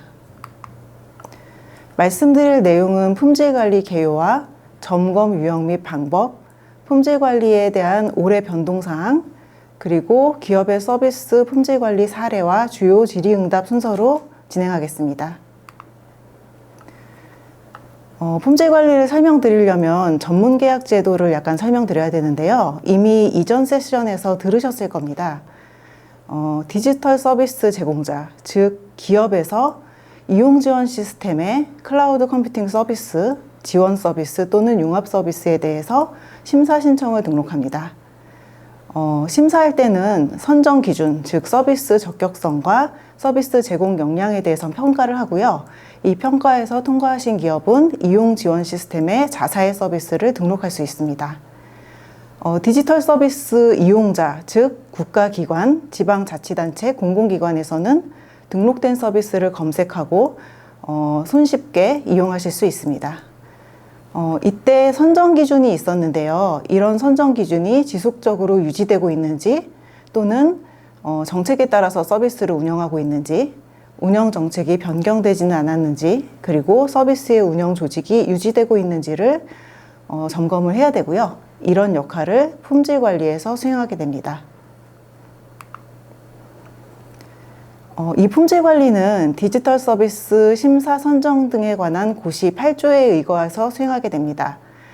목적은 국가기관들이 이용하기에 적합한 서비스 상태를 유지하기 위해서 연 1회 이상 품질관리를 실시한다가 목적이 되겠고요.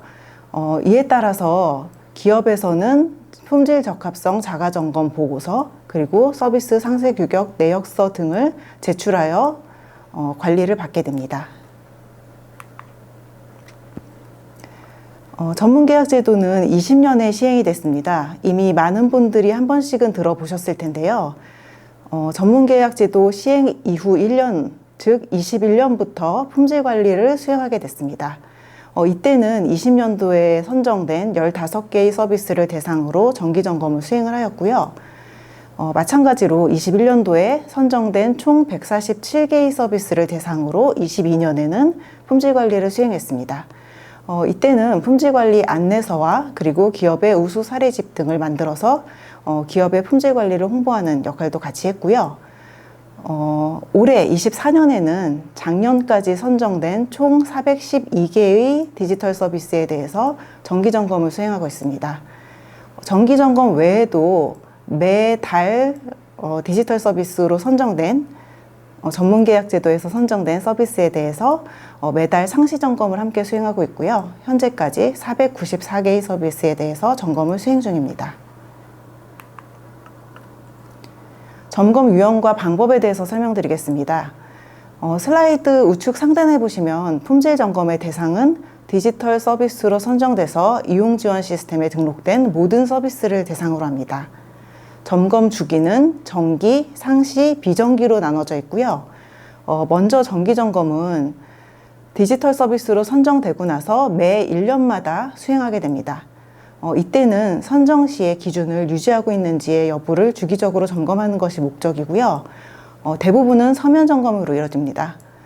서면 점검 이외에 서면으로 확인할 수 없거나 또는 파급력이 있는 서비스라고 인정되는 경우에는 현장 점검도 병행하고 있습니다. 그 아래쪽에는 상시 점검에 대해서 나와 있고요. 상시 점검은 상시 변할 수 있는 항목들, 즉 기업의 경영 상태, 인증서의 유효기간, 그리고 서비스의 상태 점검 등을 연중 상시, 수시로 수행하고 있습니다. 기업의 입장에서는 상시 점검을 하고 있는지 잘 모르실 수도 있는데요. 이거는 원격으로 저희가 점검하고 있기 때문에 그렇고요. 마지막으로 비정기 점검이라고 해서 정기 점검 외에 수요 기간에서 품질에 대한 이의 제기 등 필요성이 요구되는 경우에는 선정 기준 유지 여부를 확인하기 위해서 비정기 점검도 수시 수행하고 있습니다. 품질 점검 항목을 설명드리겠습니다. 선정 시에 서비스에 대한 적격성과 제공 역량을 봤는데요. 마찬가지로 품질 점검 시에도 크게 이 두 가지를 보게 됩니다. 우측에 보시면 서비스별로 어떤 항목을 점검하는지가 나와 있고요. 모든 서비스에 대해서 또는 중개 제공자인 경우 또는 클라우드 서비스인 경우 각각에 대해서 나눠져 있습니다. 이 점검 항목은 선정 시에 적용되었던 점검 항목과 동일하고요. 다음으로 점검 유형 및 방법 중 정기 품질 점검에 대해서 설명드리겠습니다. 기업의 입장에서 보자면 연초에 그 정기 점검에 대한 안내 공문을 받게 됩니다. 이때는 연중 정기 점검을 수행을 한다라는 안내사항을 저희가 알려드리는 거고요. 그리고 만약에 우리 기업이 5월 달에 디지털 서비스로 선정이 되었다라고 하면 그 전 4월이나 3월쯤에 해당 기업에 대해서 정기 점검을 수행한다라는 안내를 다시 한번 받게 됩니다. 이때는 어떤 서류를 제출하셔야 되는지 그리고 연락처는 어디인지 등 상세한 안내가 나가게 되고요. 이렇게 되면 가장 처음에 보이는 절차대로 기업에서는 서류를 제출하게 됩니다. 이때 제출하시는 서류는 품질 적합성 자가점검 보고서와 증빙자료를 함께 제출하시면 되고요. 이렇게 제출을 하시면 품질 점검 기관에서는 제출하신 자료를 보고 품질 점검을 수행을 합니다. 저희가 확인을 하면서 이제 결함 사항이 나오게 되면 보완 조치를 해달라라고 이제 요청을 드리고요. 기업에서는 이 내용에 대해서 보완 조치한 결과를 다시 제출하시게 됩니다. 이렇게 해서 품질 점검이 끝나게 되면 외부 전문위원들로 구성된 품질 점검반 회의를 개최해서 이 결과에 대해서 한번 심의를 하고요. 심의 결과 적합하다고 인정되는 경우에는 디지털 서비스 선정이 유지되게 됩니다. 간혹 부적합하다는 결과가 나올 수도 있습니다. 이때는 간단히 정보 변경을 통해서 해당 내용을 계속 유지하실 수도 있고요. 아니고 조금 더 심각한 사항이다 라고 하면 재심사를 거치기 위해서 심사위원회에 상정하게 됩니다. 다음으로 상시 품질 점검에 대해서 설명드리겠습니다. 상시 품질 점검은 신용평가 등급 같은 경우에 이제 외부기관과의 연계 또는 API 도구를 통해서 경영 상태를 점검하는 내용이 있고요. 또한 서비스의 헬스 체크를 위해서 상용 모니터링 도구를 통해서 서비스 상태를 점검하는 내용이 있습니다. 중개 제공자의 경우에는 원제공자와의 협력을 통해서 파트너십 계약도 함께 점검하게 됩니다. 조금 더 상세히 설명을 드리면 휴폐업 또는 부정당 업체 제재 등 수시로 변화하는 항목에 대해서 점검을 수행을 하고 있고요. 보시는 바와 같이 적격성과 제공 역량은 점검 주비, 신용평가 같은 경우는 유효기간이 만료 전에 저희가 확인을 하고요.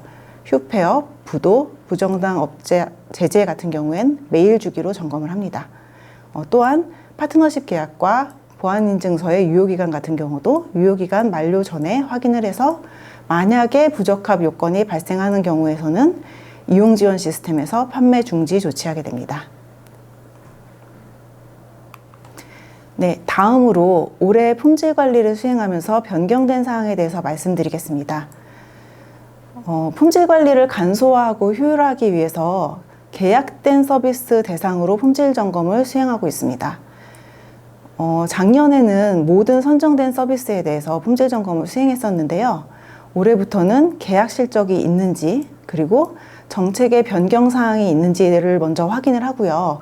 만약에 계약 실적이 있고 또는 정책의 변경 사항이 있다면 품질 점검 수행 대상이 됩니다. 그래서 이전과 동일하게 품질 적합성 자가점검 보고서와 증빙 자료를 제출하시게 되고 이 내용에 대해서 점검을 받으시게 됩니다. 그런데 이용 지원 시스템에는 등록이 되었지만 자사에서 계약 실적이 없고 또한 이전과 정책이 변경되지 않았다라고 하면 정기 품질 점검은 생략하게 되고요. 자가점검 보고서 대신 품질 점검 확약서를 제출하는 것으로 정기 점검이 끝나게 됩니다. 두 번째 변경 사항은 품질 점검 도구를 활용한 원격 점검이 확대되었고요. 이전에는 신용평가 등급 확인서를 제출하셨는데요. 올해부터는 저희가 신용평가 기관과 연계를 하면서 기업의 신용 상태라던가 부정당 업자 제재 상태에 대한 모니터링을 직접 하고 있습니다. 또한 서비스 상태 모니터링 도구의 활용을 조금 더 확대하고 있고요. 원제공자를 통한 파트너십 유지 여부를 저희가 일괄적으로 확인하고 있습니다. 세 번째 올해 바뀐 사항은 기업의 품질 관리를 좀 더 지원하는 것을 강화하고 있고요. 이를 위해서 기업 자문 등 품질 관리 서비스에 대한 컨설팅을 수행하고 있고요. 그리고 연초부터 자가점검 체크리스트를 배포해서 기업이 어떤 부분들을 체크하셔야 되는지 양식을 드리고 있습니다. 하반기에는 품질관리 안내 자료를 배포를 할 예정이고요. 이와는 또 별도로 보안점검을 위한 도구도 무상으로 제공해드리고 있으니 많은 활용 부탁드립니다. 그 다음 변경사항은 현장점검 대상을 개선하였습니다.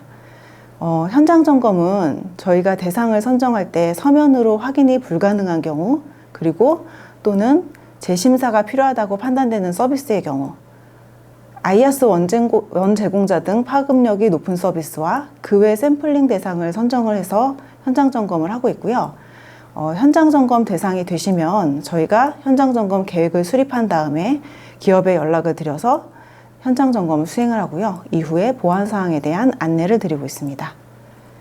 마지막으로 장애 대응 체계에 대한 점검을 강화했고요.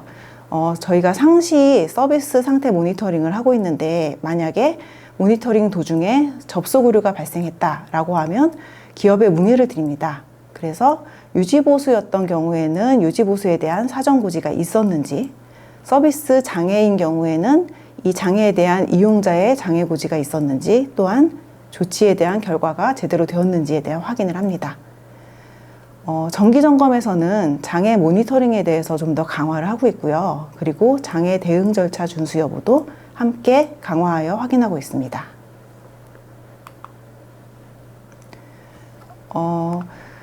기업의 서비스 품질 관리에 대한 사례를 몇 가지 말씀드리려고 합니다. 품질 선정 기준을 유지하기 위해서는 서비스의 적격성을 유지하셔야 되고요. 이 적격성이라는 것은 신용평가 등급은 B- 이상, 그리고 원제공자와의 파트너십 계약이 유지되고 있는지, 또한 보안인증서를 내셔야 되는 대상이었다면 유효한 보안인증을 유지하고 있는지 여부를 말하는 거고요. 그리고 운영정책도 준수하고 있어야 됩니다. 운영정책은 여러 가지가 있을 수 있는데요. 주요한 예로 개인정보를 암호화해서 전송하고 있는지, 취약점 점검을 지속적으로 수행하고 계신지, 가용률 관리를 하고 계신지, 또 백업 수행을 하고 계신지에 대한 정책을 말합니다. 마지막으로는 심사 선정 자료에 대한 현행화를 하고 계신지를 확인을 하고 있는데요. 이 정보는 계속 바뀔 수밖에 없고요. 그렇다 보니까 이용 지원 시스템에 정보 변경을 신청하셔서 바뀐 정보, 서비스 운영 정책이라던가 기업 정보, 담당자 정보에 대해서 현행화를 하고 계신지 확인을 하고 있습니다. 우측에 보면 점검 사례를 몇 가지 들었고요. 첫 번째 사례는 서비스 적격성을 유지하지 못한 사례입니다. 기업의 평가 등급이 갑자기 CCC로 하향이 되었거나 또는 파트너십 계약이 해지되었거나 인증이 취소된 경우, 이런 경우에는 이용 지원 시스템에서 판매 중지 조치가 이루어지게 됩니다. 두 번째 점검 사례에서는 유지 보수를 하셨는데 이용자에 대한 사전 고지가 미이행된 경우가 있었습니다. 이런 경우는 이용자 고지에 대한 필요성을 안내드리고 준수 여부를 계속 지속적으로 모니터링하게 됩니다. 세 번째 점검 사례 같은 경우는 가용률의 목표 수준을 바꾸셨는데 선정 기준보다 더 낮게 변경을 하신 사례가 있었습니다. 높게 변경을 하는 것은 허용되지만 선정 시보다 낮게 변경을 하는 경우에는 다시 심사를 받으셔야 되기 때문에 이런 경우에는 이제 부적합 사례로 저희가 연락을 드리고요. 그리고 이용 약관을 변경하셨는데 선정 시에 있던 목표 수준이나 보상 정책이 누락된 경우, 또는 백업 정책 변경 시에 백업 보관 장소 등 선정 요구 사항이 누락된 경우도 일부 존재했습니다. 점검 사례 4번이 사실 가장 많이 일어나는 사례고요. 가용률이나 백업 정책 등 이런 변경 사항에 대해서 이용 지원 시스템에 반영하지 않는 경우에는 정보 변경을 하시라라는 안내를 드리고 있습니다. 마지막 장이고요. 주요 질의응답에 대해서 정리했습니다. 자사가 확약서로 대체 가능한지 어떻게 확인을 하나요? 라는 문의가 많습니다. 이용 지원 시스템에서 이용 정보 공개라는 메뉴를 보시면 계약 실적을 확인을 하실 수 있습니다. 여기서 자사의 계약 실적이 없다면 확약서로 대체가 가능하신데요. 단 미반영된 계약건이 존재할 수 있기 때문에 사내에서 반드시 계약 실적 확인이 필요합니다. 두 번째, 자가점검 보고서를 작성하실 때 고객의 개인정보 등 증적 자료가 있는데 이런 경우에 제출이 불가능하면 어떻게 해야 하나요? 라는 질문이 있습니다. 제출하실 때 IP나 고객의 개인정보 같은 정보는 삭제 후 제출을 하시는 게 원칙이고요. 만약에 삭제하기가 너무 방대한 양이다, 많다라고 하시면 저희가 현장 점검을 통해서 기업에 방문하여 확인도 가능합니다. 자가점검 보고서와 확약서를 모두 제출해야 하는 것은 아닙니다. 둘 중에 하나를 제출하시면 되고요. 확약서 제출 요건을 만족하시는 경우에는 확약서만, 또는 아닌 경우에는 자가점검 보고서를 제출하시면 됩니다. 신용평가 등급 확인서 같은 경우는 보통 유효기간이 1년이기 때문에요. 만료 시점 이전에 재발급을 받으시면 되고요. 그리고 가끔 결과보고서에 부적격 정보 변경으로 결과가 나가는 경우가 있습니다. 이때 선정이 취소되는 것은 아니고요. 정보 변경 기능을 통해서 이용 지원 시스템에서 선정 자료를 보완하시면 선정은 그대로 유지됩니다. 마지막으로 우리 기업이 현장 점검을 받는 대상이 되는지 또는 언제 진행되는지에 대한 질문이 있으신데요. 일단 서면 자료를 제출하시면 저희가 서면 자료를 검토하고 나서 현장 점검 대상 기업에는 별도로 안내를 드리게 됩니다. 이상 품질 관리에 대해서 소개를 해드렸고요. 저희가 수행하고 있는 품질 관리는 디지털 서비스로 선정하기 위한 필수 요건에 대해서 확인을 하고 있습니다. 사람이 매년 건강검진을 받듯이 품질 관리의 기간이 되었을 때 디지털 서비스 품질 관리를 통해서 기초 체력을 확인하실 수 있는 기회로 활용하시면 좋겠습니다. 감사합니다.